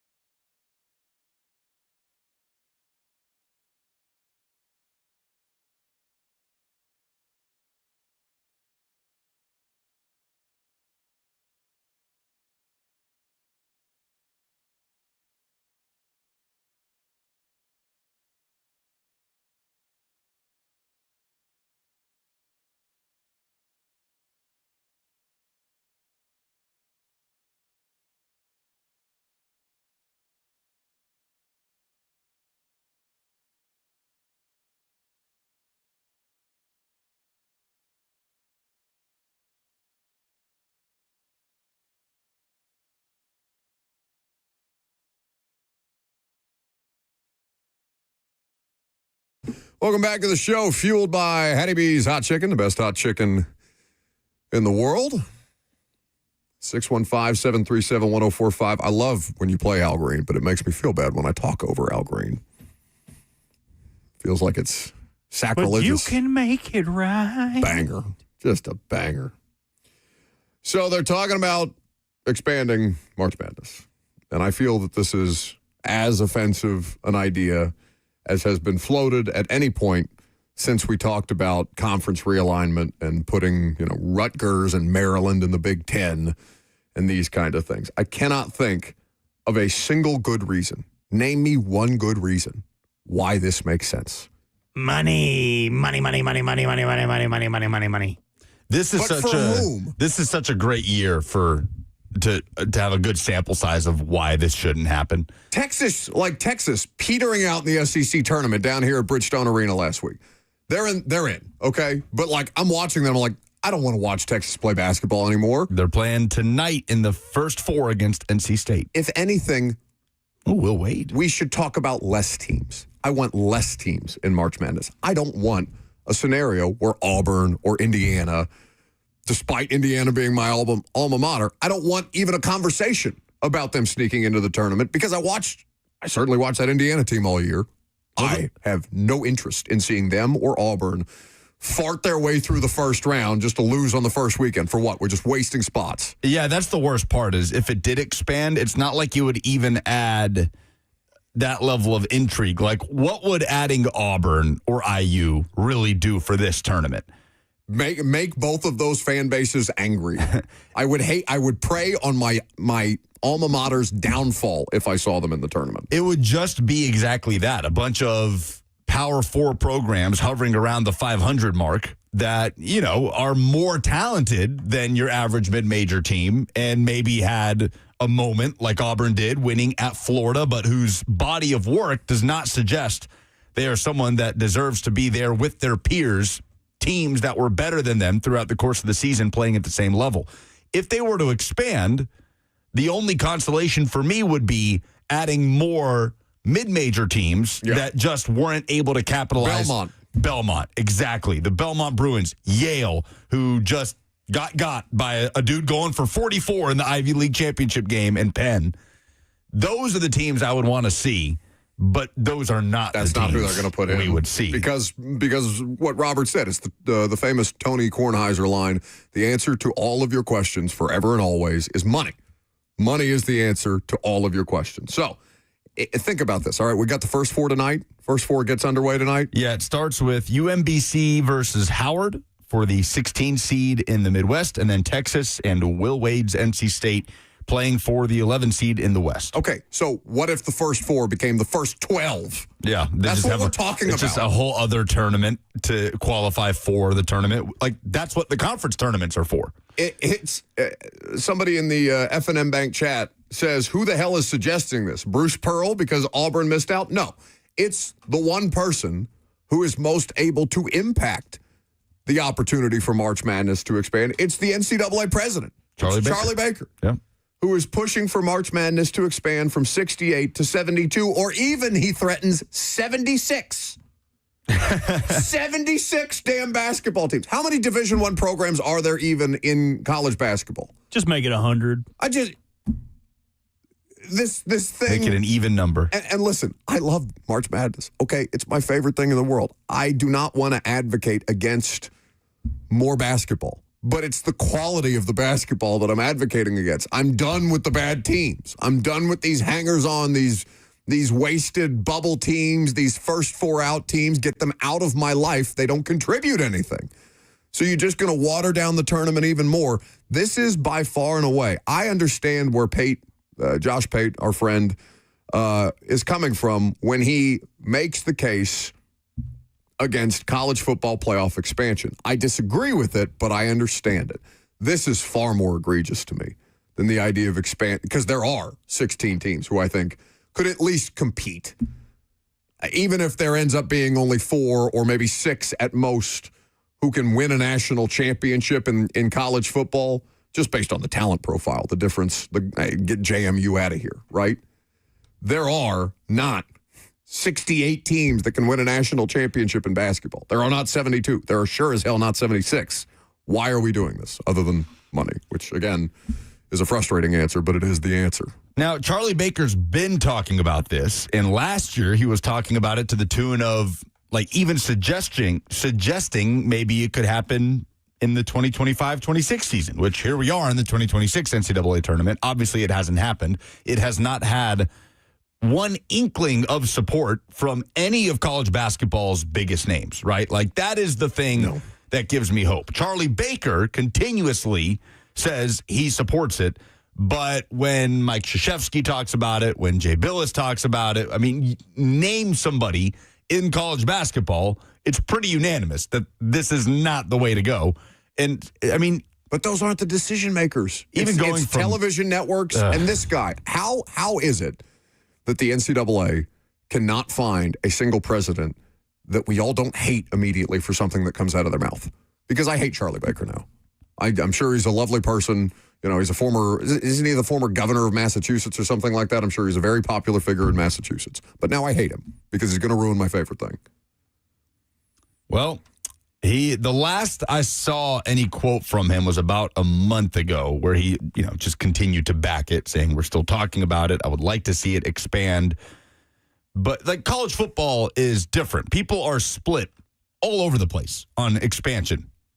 I think the majority of people were in support of the college football playoff going to 12. I think it's as good as it's ever been. Yeah, I think it's perfect right now. I don't think it needs to budge. It's going to keep expanding, and the more you expand it, the more the majority of people will want to fight against expansion. But it's still a very contentious topic right now. There's no unanimity whatsoever in the discussion of CFP expansion. Everybody has a different opinion on it. Everybody seems to share the opinion that the NCAA tournament does not need to be expanded, apart from Charlie Baker. And I understand it's about Charlie Baker and it's about the networks, but I'm going to remain skeptical. I'm going to have good faith still that this is not something that's close to happening quite yet because of how just strongly everybody is opposed to this. Again, except for the people who are most important in making the decision, which is Charlie Baker and the presidents of the television networks or the CEOs of the television networks. Is there any way to make the NIT cool? No. Have you ever watched the NIT? It's sad. It's strictly mid-majors now. What's the other one? The Crown? CIT? The CBI? But there's one called The Crown, isn't there? Because, I think Indiana has an invitation to play in that, and I would be very upset if they accepted that. Auburn is in the NIT. Okay. They are a 1 seed in the NIT. They may be the only Power 4. No, Wake Forest is in there. So there's a couple Power 4 teams in it. Oklahoma State.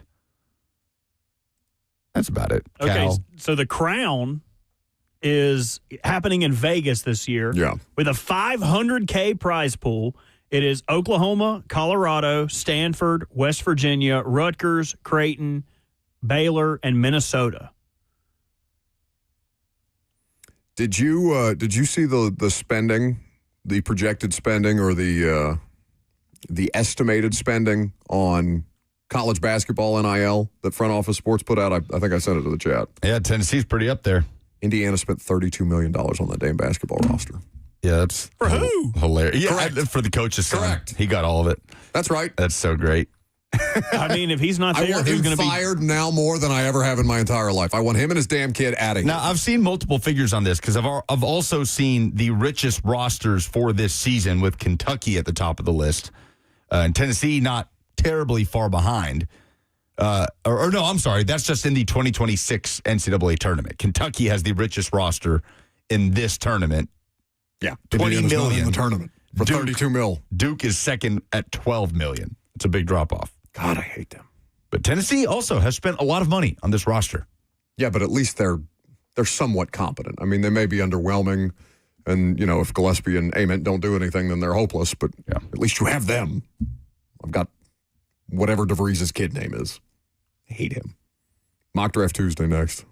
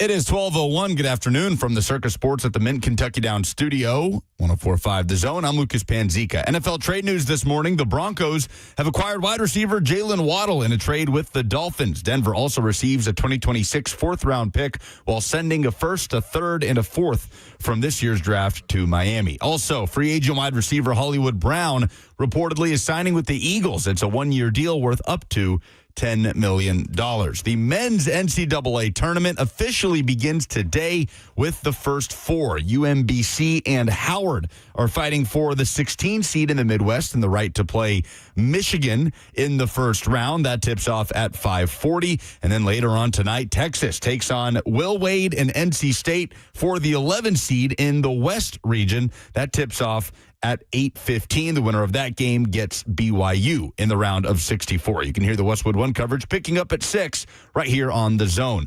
World Baseball Classic. The final is tonight in Miami. The United States taking on Venezuela in its first trip to the final. First pitch at 7 p.m. And the Predators' 5-game road trip ends tonight north of the border at the Jets. Puck drop is at 7. The Preds currently 4 points back of a wild card spot. For all your foundation repairs and waterproofing needs, visit USSTN.com. Breaking news at once on your home for the Titans and Vols. This is 104.5 The Zone.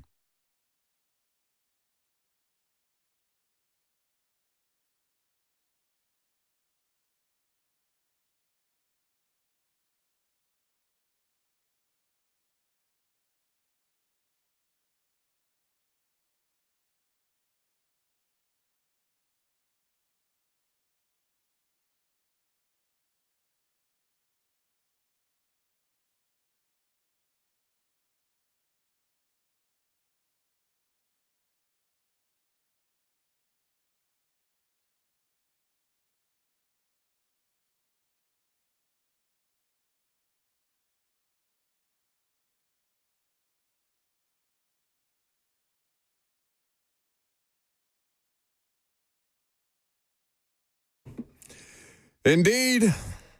Jimmy Wyatt's done his mock draft roundup at TennesseeTitans.com. We have a couple. We have Daniel Jeremiah with a recent addition, and we have Mel Kiper with a recent addition of their respective mock drafts. Have you looked at either of these, Lucas? Because I know you are incredibly excited for both Mock Draft Monday and Mock Draft Tuesday. That's not exclusive to Monday, right? I'm fired up. Okay. I'm fired up to see some variety in Jim Wyatt's latest mock draft roundup. 20 draft analysts that Jimmy pulled from. How many, Jeremiah Love seems to be all the rage for the mock drafters in regards to the number 4 overall pick. How many of the 20 that Jim Wyatt pulled on TennesseeTitans.com do you think mock Love to the Titans? 8. 5. Okay. 5 out of the 20, but it's all over the place. The Jeremiah lovers to the Titans at 4 are Dane Brugler of The Athletic. Pity laugh. Steve Serby of the New York Post. I love the amount of names that you've just never heard of here. Nate Davis of USA Today, not the former Titans offensive lineman. Oh, you mean the random mock drafters, not random athletes. Bucky Brooks, who we do know, of Fox Sports, and Luke Easterling of Athlon Sports. But let me see what the most out of left field one. Yes, have to have a tackle in there. Spencer Fano, the Utah tackle, was mocked to the Titans at 4 by Mark Morales-Smith of Sports Illustrated. Woof. Dan Zakshesky. Woof what, Fano? Or? It's just high to take Fano. Yeah. Very high. Speaking of that, Jamal McCoy is one of them here at number 4 overall. Outkick. I don't know how to say this name. Dan Zakshesky. Why the hell is it Armando Salguero? Armando Salguero. I don't know. Easy for me to say. Lance Zierlein going with Mansour Delane. We've talked about his at number 4 overall, the corner out of LSU. There's obviously some Reuben Bain in here, some David Bailey in here, some Sonny Styles, and some Arvell Reese. Charles Davis. Arvell Reese to the Titans at 4. It's probably about time we have Charles on, right? Probably. Now that he's put out his mock draft. Are we moved at all on the Love conversation? Because it felt like there's a lot of momentum for it. We've had both Dane Brugler and Mina Kimes try and talk us out of it. They are smart football people, so I'm not going to completely discount their analysis of the Titans roster saying, yeah, it's edge or wide receiver. And in this specific case, it's edge. because you feel good about if you added Ruben Bain to what they have just signed in free agency, does that give you the opportunity to be special right away? Special is a strong word. When I think special, I think Jeff is special. Yeah, but as a defense, like I'm thinking about what the Broncos and Texans did saying as a last front. year. Okay, because the Texans and the Broncos have them at every level. Okay, you don't have Pat Surtain. You don't have what's the Georgia corner for the Texans? Lassiter. Lassiter. You don't have Kamari Lassiter. You don't have Azeez Al-Shaair. I mean, you did, but you don't have a linebacker as good as Azeez Al-Shaair. I'm talking about a front. If you add him to their front five, front four, however you want to categorize this, because baby steps here, right? Kuiper has changed his tune in his latest mock that dropped today. In this roundup from Jim, he had Arvell Reese. Jim put this roundup out there yesterday. Mel Kiper put out a mock draft on ESPN today where he does have Jeremiah Love at 4 to the Titans. Jay, not your Jay, but Jay on YouTube says, who do you guys want more if both are there at number 4, Love or Styles? I'd probably say Sonny Styles. I think Sonny Styles, if the projection on Sonny Styles is Fred Warner, then yeah, I'd like Fred Warner. I don't care where you take him. And I'm not saying that he's going to be Fred Warner, but if that's the comp and the athletic traits that are so far and above anybody else at his position, I'd probably say Sonny Styles. The idea of Love is Love more practical, or is Love just a fun pick because you want an offensive skill player and he's the only one that you could really justify it for? Yeah? Yeah, I mean, Love. You could, if you took Carnell Tate, people would understand. It may be an overdraft, but people would understand because your wide receiver room still needs that push. Field Yates, that's his latest. Is Tate? Carnell Tate. Yeah, he's the only one on here that has a wide receiver. I think, at least for me personally, you may feel different. I would probably go Styles over Love if both options were on the table. Now, I think if Bain, Styles, and Love are all there, and looking at the moves that the Titans made, I would reconsider the argument for Bain, despite what I think of his measurables. Man, people really love Sonny Styles. He's a monster. As is Jeremiah Love. Why is he a monster? Like, give me the scouting report on Sonny Styles. He's an incredibly athletic, incredibly intelligent, high-level player at a position that's not a premium, but he played in an NFL-style defense for Matt Patricia. He's going to be able to pick up on these concepts faster than your average guy who plays in a different style or with a different coaching staff. Highly productive during his time at Ohio State, and he's playing against NFL-caliber talent on a regular basis.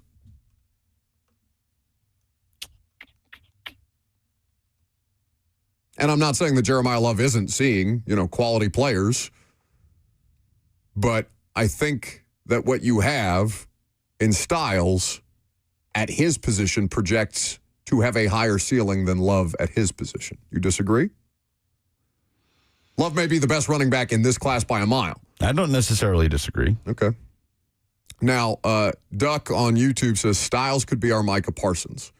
Well, that would be more Arvell Reese, right, based on the versatility? Yeah, I think Reese is between the two Ohio State guys. I think he's the one that projects more as an edge. But both are, right now, working as off-ball linebackers in their drills, in their practices, in their draft preparation. Yep. Reese can do the edge stuff. Yeah, and he said at the Combine, I am an outside linebacker. But I'm not saying that they're the same kind of player or the measurables or whatever, but this is just a comment that strikes me. What if Sonny Styles is your next Keith Bulluck? And I'm not saying that he ends up having the career of Keith Bulluck, but that you have the opportunity to add that kind of a piece, that kind of a difference-making piece to your defense. What if Jeremiah Love is your next? I don't think insert legendary Titans running back here. It's easier for me, and it's no disrespect to KB, but I would have an easier time comparing somebody to Keith Bullock than I would Derrick Henry, with all due respect. Keith obviously had an excellent career. Derrick is a Hall of Famer. Does that move you off your position at all? What are you looking at? What's for lunch? The chat. Mm-hmm. Following up about my car. What's going on with your car? Transmission's getting looked at. Whoa.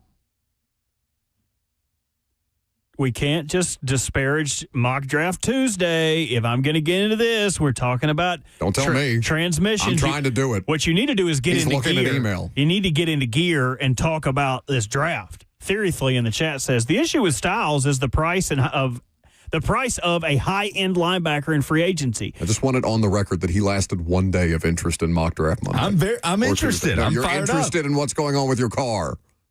Yeah, that affects me more. Don't look at me. Look at him. Jeremiah Love. That's who I want. Okay, very good. He's your problem the rest of the week. I'm out of here after tomorrow. Oh, we got one more day with you. You'll be all right. 615-737-1045 is the number if you want to jump in. The 5 most improved teams in free agency. Did the Titans come in at anywhere in the top 5? We'll talk about it next.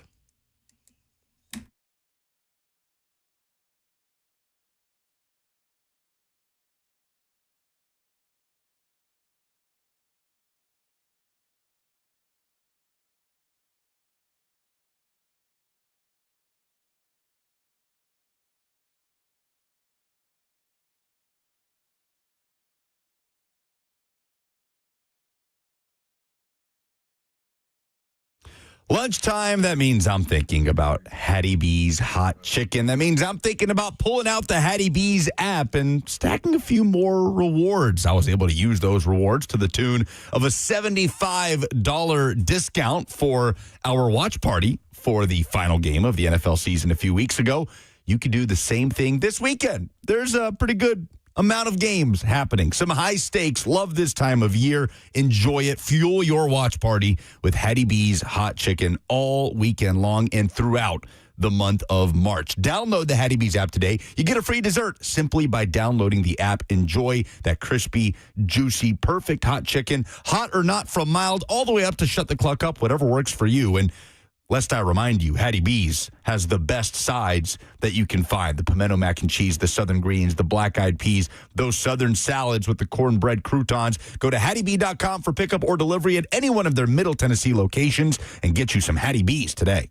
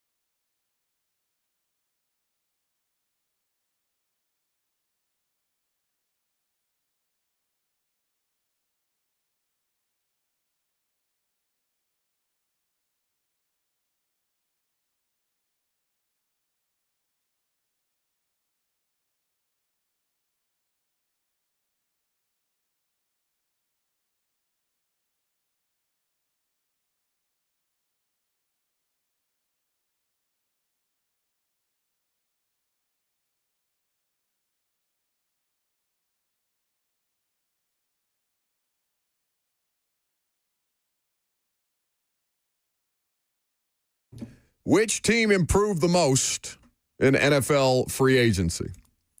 Now, there's a number of different ways that this can be determined, and ultimately, we won't know until we see what these teams and their contributors do on the field. But God forbid we get through any point in the NFL offseason without ranking things and determining who won, who lost, and how these list seasons typically go. So, if I said that the Tennessee Titans, just by volume, did a lot of work to improve the floor of their roster in free agency, your response to that would be what? Yes, they did. Yes. Would you consider them, given that they were 3-14 and godforsaken last year, one of the most improved teams in free agency because they just got replacement-level starter players all over the place? Like, there's nobody... John Franklin Myers is the closest thing that you can get to a player that is objectively good. But like Cordell Flott is a second corner. At his best, he's making $15 million a year. Or it's AAV, $15 million. I know that that's not actually what he's making. But the price tag on him on the current contract that he is on is an average annual value of $15 million. So outside of John Franklin Myers, like Wan'Dale Robinson is not a wide receiver one. He's 5'8". He just simply cannot be. But that doesn't mean he's a bad football player. He's a contributing football player that now is making, I think it's 17.5 up to 19.5. Those are the kind of moves that they ended up making. So there's good, solid football players being added to a roster that doesn't have a lot of good or solid football players and a lot of opportunity for those guys to make a difference. But if I said that Aaron Schatz, who works at ESPN, and he is one of the people on the forefront of NFL analytics and how they're discussed, the DVOA metrics, he is described as the Bill James of football, which I don't know if I would go that far, but he's the closest approximation that we do have. But Aaron Schatz doesn't think that the Titans are one of the 5 most improved teams in NFL free agency. Your response to that would be what? He does not think the Titans are one of the 5 most improved. No. 16 new players, 17 if you include Jermaine Johnson, who's not a free agent. And there's another, what's the former first-round pick? Solomon Thomas is also not a free agent add. He's a trade. But Aaron Schatz is saying on ESPN that the metrics and the efficiency of the players that they've added at the variety of different positions has them on the outside looking in. His list of the teams, and in no particular order here, Panthers, Chiefs, Patriots, Steelers, Niners were the most improved teams in NFL free agency. I'm not remembering what the biggest moves the Niners made, but I'm thinking about a team like the Niners. Oh, it's Mike Evans. Right, okay. So, and Christian Kirk. They signed Christian Kirk. They did sign Christian Kirk on a one-year deal. So the additions that the 49ers made, you guys already noted the wide receivers. They added some offensive line depth in Brett Toth and Vidarian Lowe from New England. Also added Osa Odigizua from Dallas. Dre Greenlaw, who returned to them after a one-year stint in Denver. And Nate Hobbs, who was a cut from Green Bay. Yeah, so to say the Titans are a more improved team in free agency than the 49ers is not to say that the Titans are better or have a better roster than Correct. the 49ers. It is to say that the Titans traveled more distance from point A on where they were with their roster to point B than the 49ers did, which I absolutely think is the case. San Francisco didn't have to go out and add 16, 17 people in free agency. The Titans No, it's did. not 60. You can't do that at 16 and 17. That's not how that works. It connects. They're close to each other. Yeah, I think Was so. Philly also on his list? No. Oh, okay, good. Panthers, and again, these are not ranked, but they're just alphabetical. Panthers, Chiefs, Pats, Steelers, Niners. Man, this Aaron Schatz guy really hates the Titans, huh? Isn't that the guy that... The worst number 1 overall seed in the history of efficiency metrics? Yeah, Titans fans remember. Well, got to know his name after that. He was right. He was right. Looking at these... They pooped themselves pretty hard. They did melt down. Whatever... And I know that was a Tannehill 3-interception game, and you could say, well, Jeff and them had 9 sacks and in a game that lost, and they started Derrick Henry when they probably should have gone with Deontay Foreman. Did I just Broncos? I think I did. Derrick Henry. Derrick Henry. But looking at the teams you just listed, I can't, and this is taking my fan glasses off. It is tough for me to say that the Pittsburgh Steelers got noticeably better than the Titans got better. When you look at their acquisitions, they signed Rico Dowdle, who would be their starter over Jalen Warren, hypothetically. They also traded for Michael Pittman. On defense, they added Sebastian Joseph Day as a depth player behind Derek Harmon. They have Jamel Dean, who's going to start at corner for them, and then 2 depth safeties in Jaquan Brisker and Darnell Savage. I don't think that necessarily raises the Steelers' floor as much as the Titans' acquisitions raise their floor. I mean, the Steelers still don't know who their damn quarterback's going to be. Right. I mean, we are all operating under the assumption of who it's going to be, but that's not a certainty. So and I'm just reading directly from the piece now that came out a couple of days ago. Some teams sign more players than more top players than others.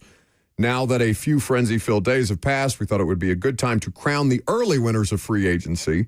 We named 5 teams that have improved the most and picked each team's best and most underrated signings.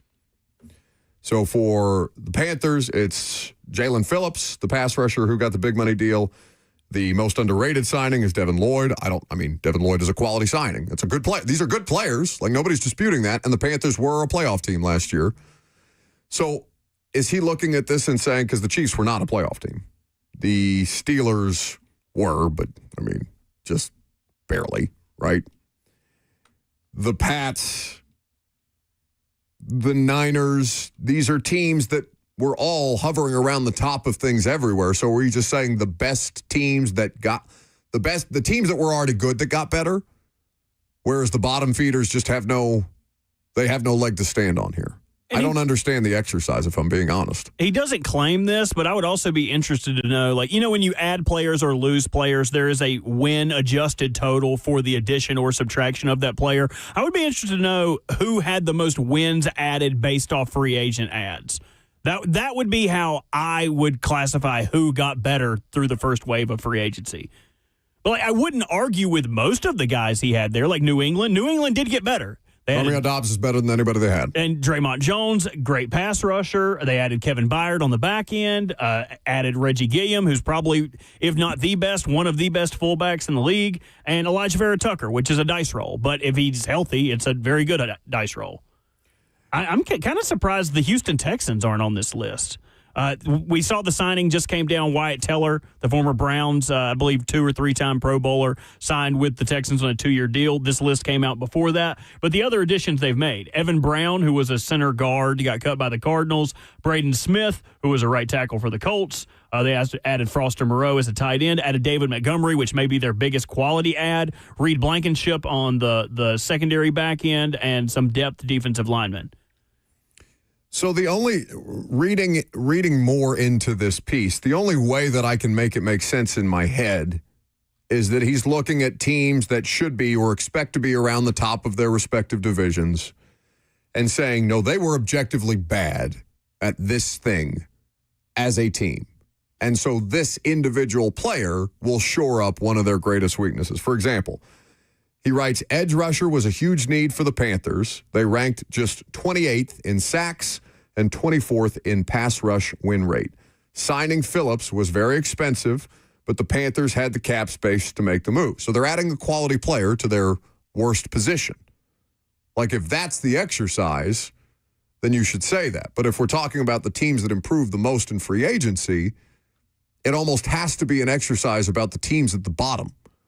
Because the Raiders' offensive line last year was awful. It may be the single worst unit of any unit in football.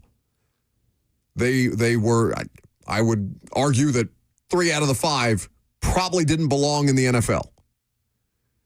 So adding the top available center to a team that had no offensive lineman to speak of would inherently improve the Raiders' offensive line by leaps and bounds. Even if they can't fix all 5 spots with one player, how could you not argue that the Raiders' offensive line immediately takes a huge step forward with Linderbaum than without?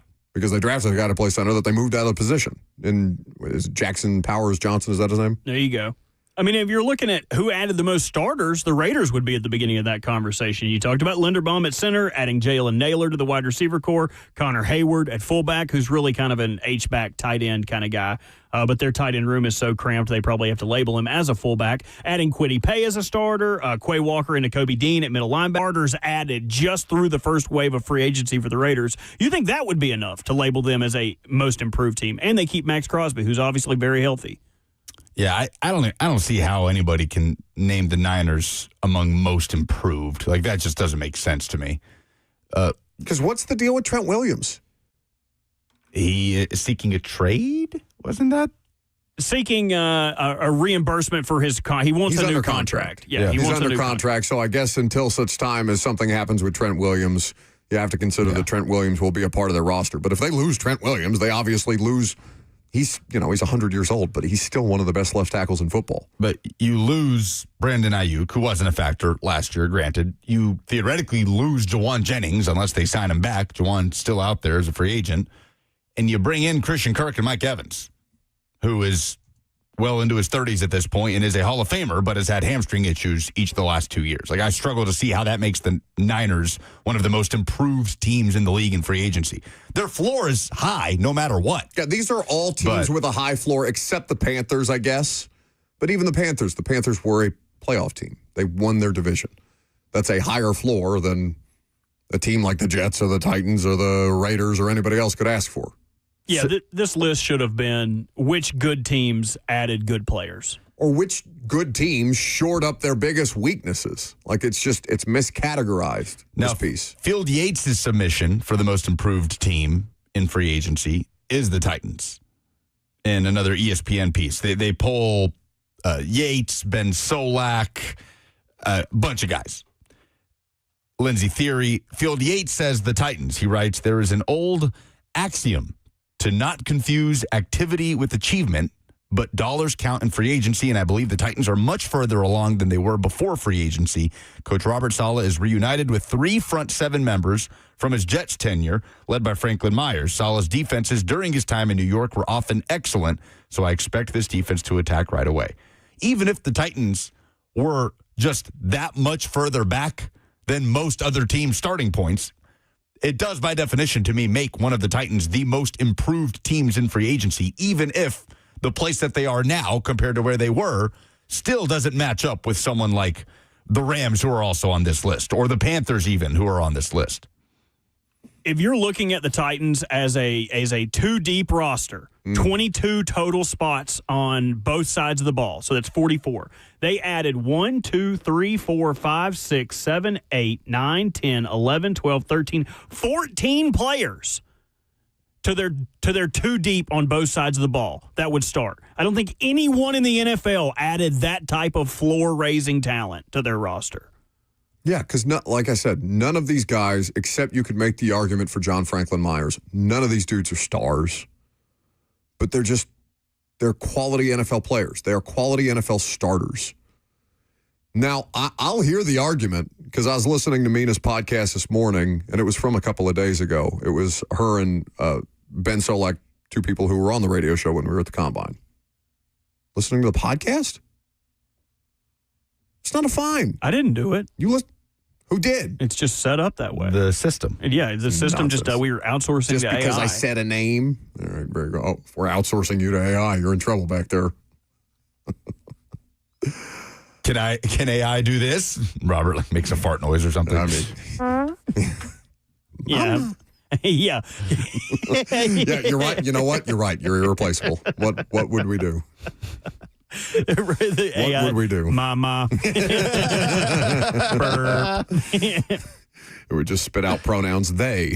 I would love if AI could do an impersonation of a Lucas burp. No one out there knows. No. It sounds like a creature, an alien emerging from his chest. Don't try to be a recluse now. Go ahead. Burp on the microphone. God, I have tried. That's just crass.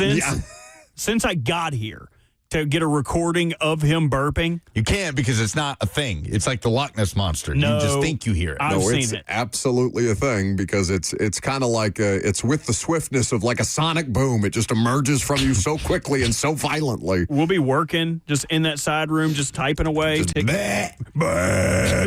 Like I'm scared he's going to throw up. I'm going to get a recording of it one day. Just leave your phone running. You can't record something that doesn't happen. It does happen. Okay, Theoryfully knows. Prove it then. Theoryfully. Prove it then. Call in and give a best interpretation of Lucas's burp. Anyway. That should not be Jay's first contribution to the show. Jay's first contribution to the show today was finding the song that Robert was singing into the microphone. That's enough of that. Are we surprised Juwan Jennings didn't have a deal from anybody yet? Yeah. I am. He's listed as, okay, so there's 22 players who are on ESPN's Top 100 who, as of today, are still available. So 22 of the, and again, this list could vary from NFL.com to ESPN to whatever other websites you're looking at.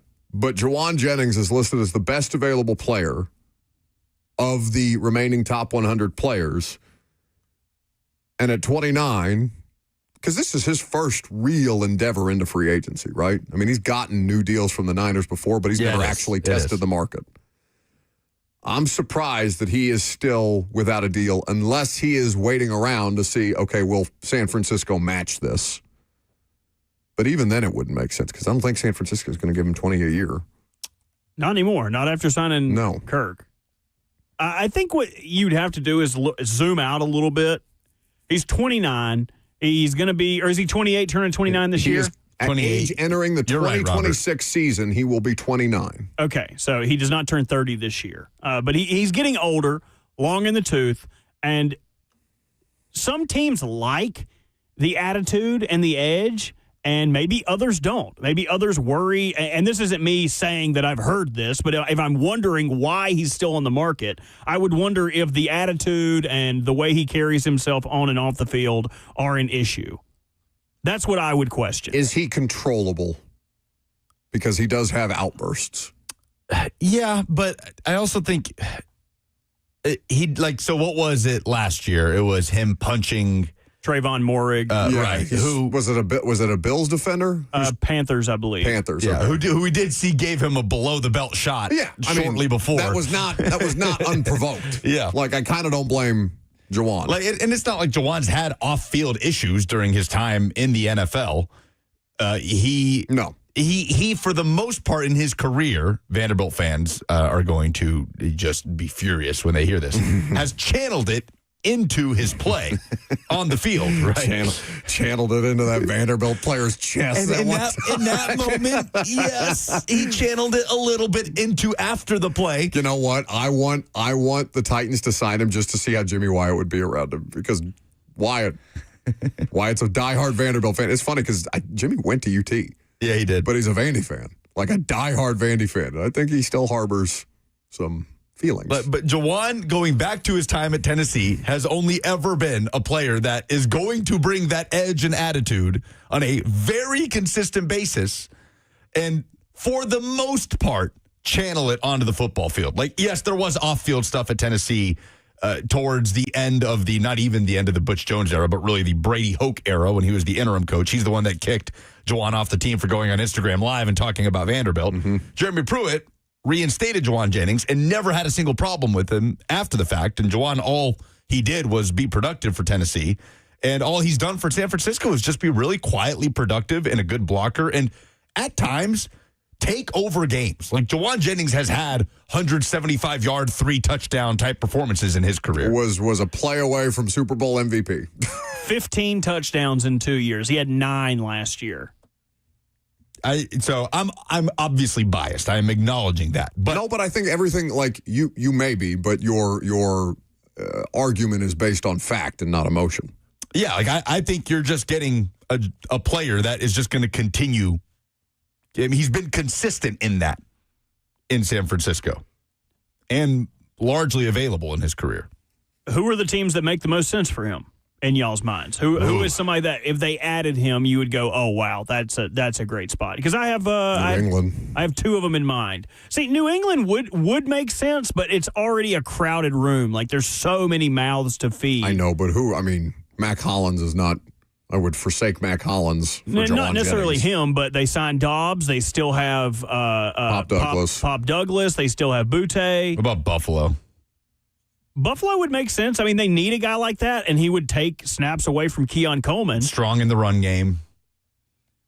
That was not the team I thought of. The team Is he viewed as durable? He should be. Jawan Jennings? He's been available for double-digit games his entire career. Yeah. His one injury-plagued season was 23, and he missed 4 games. If you're the Ravens, is he not the most Ravens wide receiver you've ever seen in your life? The Ravens make a ton of sense. Yeah. Especially if they're going to go to more wide receiver. I can't See, today. this is why you have to stop. Wide receiver sets this year with Declan Doyle at offensive coordinator. The team that makes the most sense to me would be the Tampa Bay Buccaneers. Without Mike? You get a Mike Evans replacement, same kind of style of player, still a big player you can get your end zone shots to. He would be a good complement to the remnants of what Godwin and Ibuka are. I think that would make a ton of sense, but I don't think Tampa Bay necessarily has funny money just to throw at a guy that's 29. I mean, they've done the bit of paying an older receiver. For what Mike Evans is getting, they could have brought Mike Evans back if he really wanted to come back. There's an interesting question that the chat just posed that we can talk about to wrap up the show. Last call for phone calls if you got them, 615-737-1045. I'm Buck Rising. It's 1045 The Zone.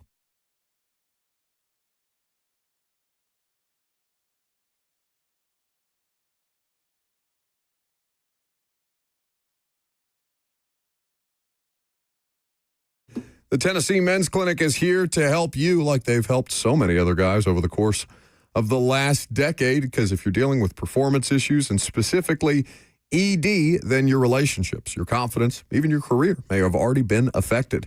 Online folks promise convenience and discretion. Treatments are generic, some even unsafe. Guys, no more excuses. The Tennessee Men's Clinic is the state's first men's health-focused urology practice.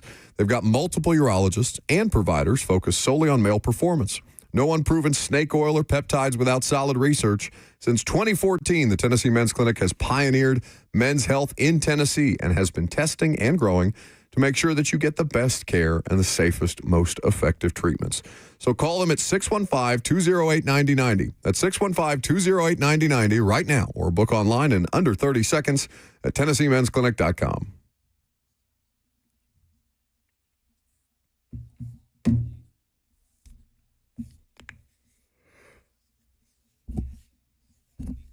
Ugh.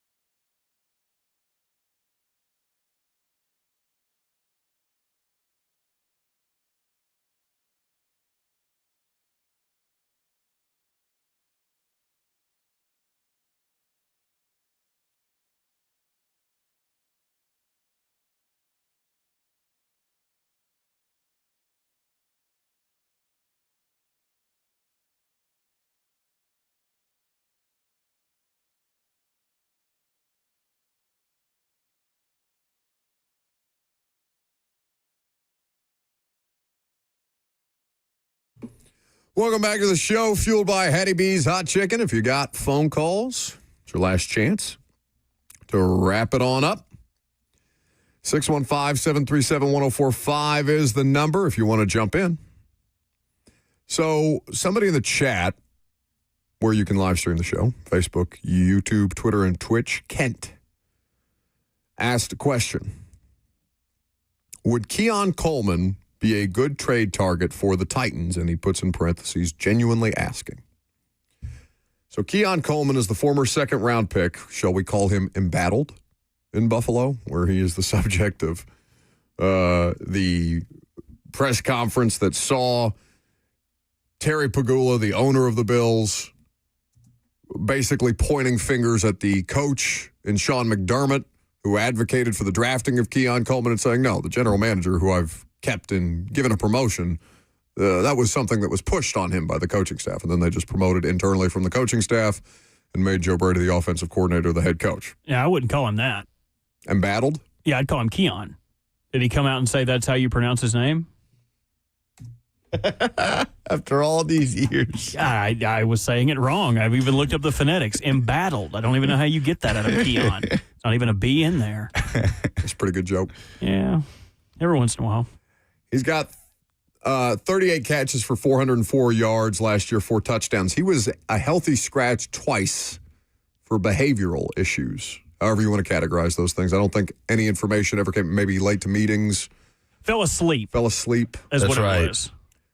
So a healthy scratch last year. He only started. He played in 13 games, but he only started 6. So you've got a player. He's had 4 touchdowns in each of his first 2 years in the NFL. He's only 22. Or at least he was 22 last season. He's about to turn 23 within the next 2 months. You've seen what the wide receivers cost via trade right now. We had the Jalen Waddle from Dolphins to Broncos. How pissed are the Eagles? Or how pissed are anybody who might be inquiring about A.J. Brown to see the Jalen Waddle price today? Because A.J. Brown is an infinitely more accomplished and at his peak better wide receiver. If you're trading for A.J. Brown, your price just got set, and that's tough. Understanding that A.J.'s almost 30 and maybe not as healthy as he's ever been in his career. At different points of their career. For sure. As you noted. I feel like AJ is a lot closer to getting that wide receiver cliff where his athletic abilities can no longer get him out of jams. I feel like Waddle is squarely in his prime. You've probably got 1.5 to 2 years of Waddle's prime left. Titans signing, according to Aaron Wilson, I don't know if this is worth the Laser Light Show news sounder, but the Titans are re-signing running back Julius Chestnut. Oh, Jeremiah Love dead? Yeah, I can't draft him at 4 anymore. Definitely a crowded room. I don't know what you're going to do. Pollard, Spears, Mullins. Yeah, you got a bunch of running backs. What does Coach Matt call them? They're not Jags. They're not just a guy. They're Roys. We got a bunch of resty y'all. Resty y'all is so good. So the dream's dead. 4 running backs under contract. I don't know that signing Julius Chestnut kills the Jeremiah Love dream. I think it's dead. Aaron Wilson, the only one on it at the moment. Okay. They would have the coolest last name room in the NFL. Pollard, Spears, Chestnut, and Mullings? I don't know if they had Love. Oh. Yeah. Love, Spears, Chestnut. Who's got it better than them? Saints are signing Ty Chandler. Oh, he's fast as hell. Local guy, NBA, VFL. Did he go to Tennessee? He's a Carolina guy, wasn't he? He finished at Carolina. Oh, so even though he left, you guys would still claim him. He is VFL, not VF hell nah. He played 3 or 4 years at Tennessee, got his degree, and then did 1 year at UNC before going to the NFL. I feel like that's a VF hell nah. No. Why didn't he stay? Coaching change at that point? I think that's when Pruitt was fired, right? Yeah, he didn't like you guys anymore. I wonder who he would claim. We got to look up. He's never started, I don't think. You think that he would because who was the other one that ended up going to Oklahoma? Eric Gray. Don't let me ever beat you to another. VF hell no. Don't ever let me beat you to another vol like that. Eric Gray, VFL, not Ty Chandler, VFL, had 4 full seasons at Tennessee. Eric Gray had a way better career at Oklahoma. Eric Gray, super talented player. I thought he was going to be killer for the Giants, and now he is just absolutely buried. Yeah, anyway, so I don't think they would trade for Keon Coleman. If they just jettison, and I'm not saying that they're the same type of personality, but if they just jettison Sweat and Brownlee, I can't imagine that Keon Coleman, with immaturity issues, is somebody that you're going to be, reticent or in a hurry to add. Also, I mean, is Buffalo in a position to be giving up on Keon Coleman? I feel like they kind of have to gut it out. Yeah, what are you going to get for him? At this point, that was the report that came out at the Combine that Buffalo is not interested in moving Keon Coleman. They'd like to salvage the relationship and help the wide receiver blossom into the receiver they believe he can be. I think that's all lip service and hearsay and what are other court terms? Irrelevant. Yeah. If somebody made them a strong enough offer, are they going to say no? What is a strong enough offer? If somebody said, I'll give you a 3rd-round pick for Keon Coleman. Especially since they don't have a second. Yep, 100%. They'd sprint to turn that card in. Yeah, but who is willing to give that much up for No, I would not. Embattled Coleman? No. Also, he's got that agent that was Jeff's agent until Jeff switched to a real agent. Wasn't going to dismiss the man's career that way. A more formidable agent, shall we say? But yeah, I think Keon Coleman is his biggest client, and I think that is a little bit tempting. Maybe his only client. Well, there's a few like fringe guys that you may or may not have heard of. Well, whoever is it was Jeff, but Jeff said no. Give me Todd France. I'm due a real payday. Whoever is going to vouch for Embattled this upcoming season, like you got to think that if the Bills are going to saddle in and say we're not trading him, then they have done a real good job about making sure he's not going to get a lot of opportunities.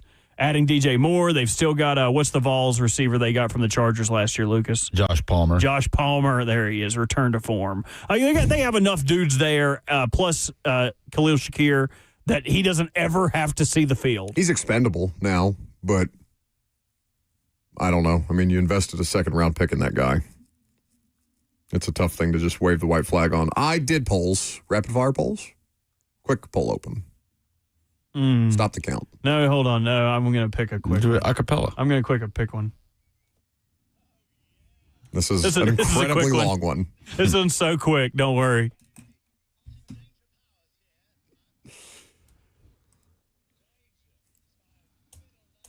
Almost done.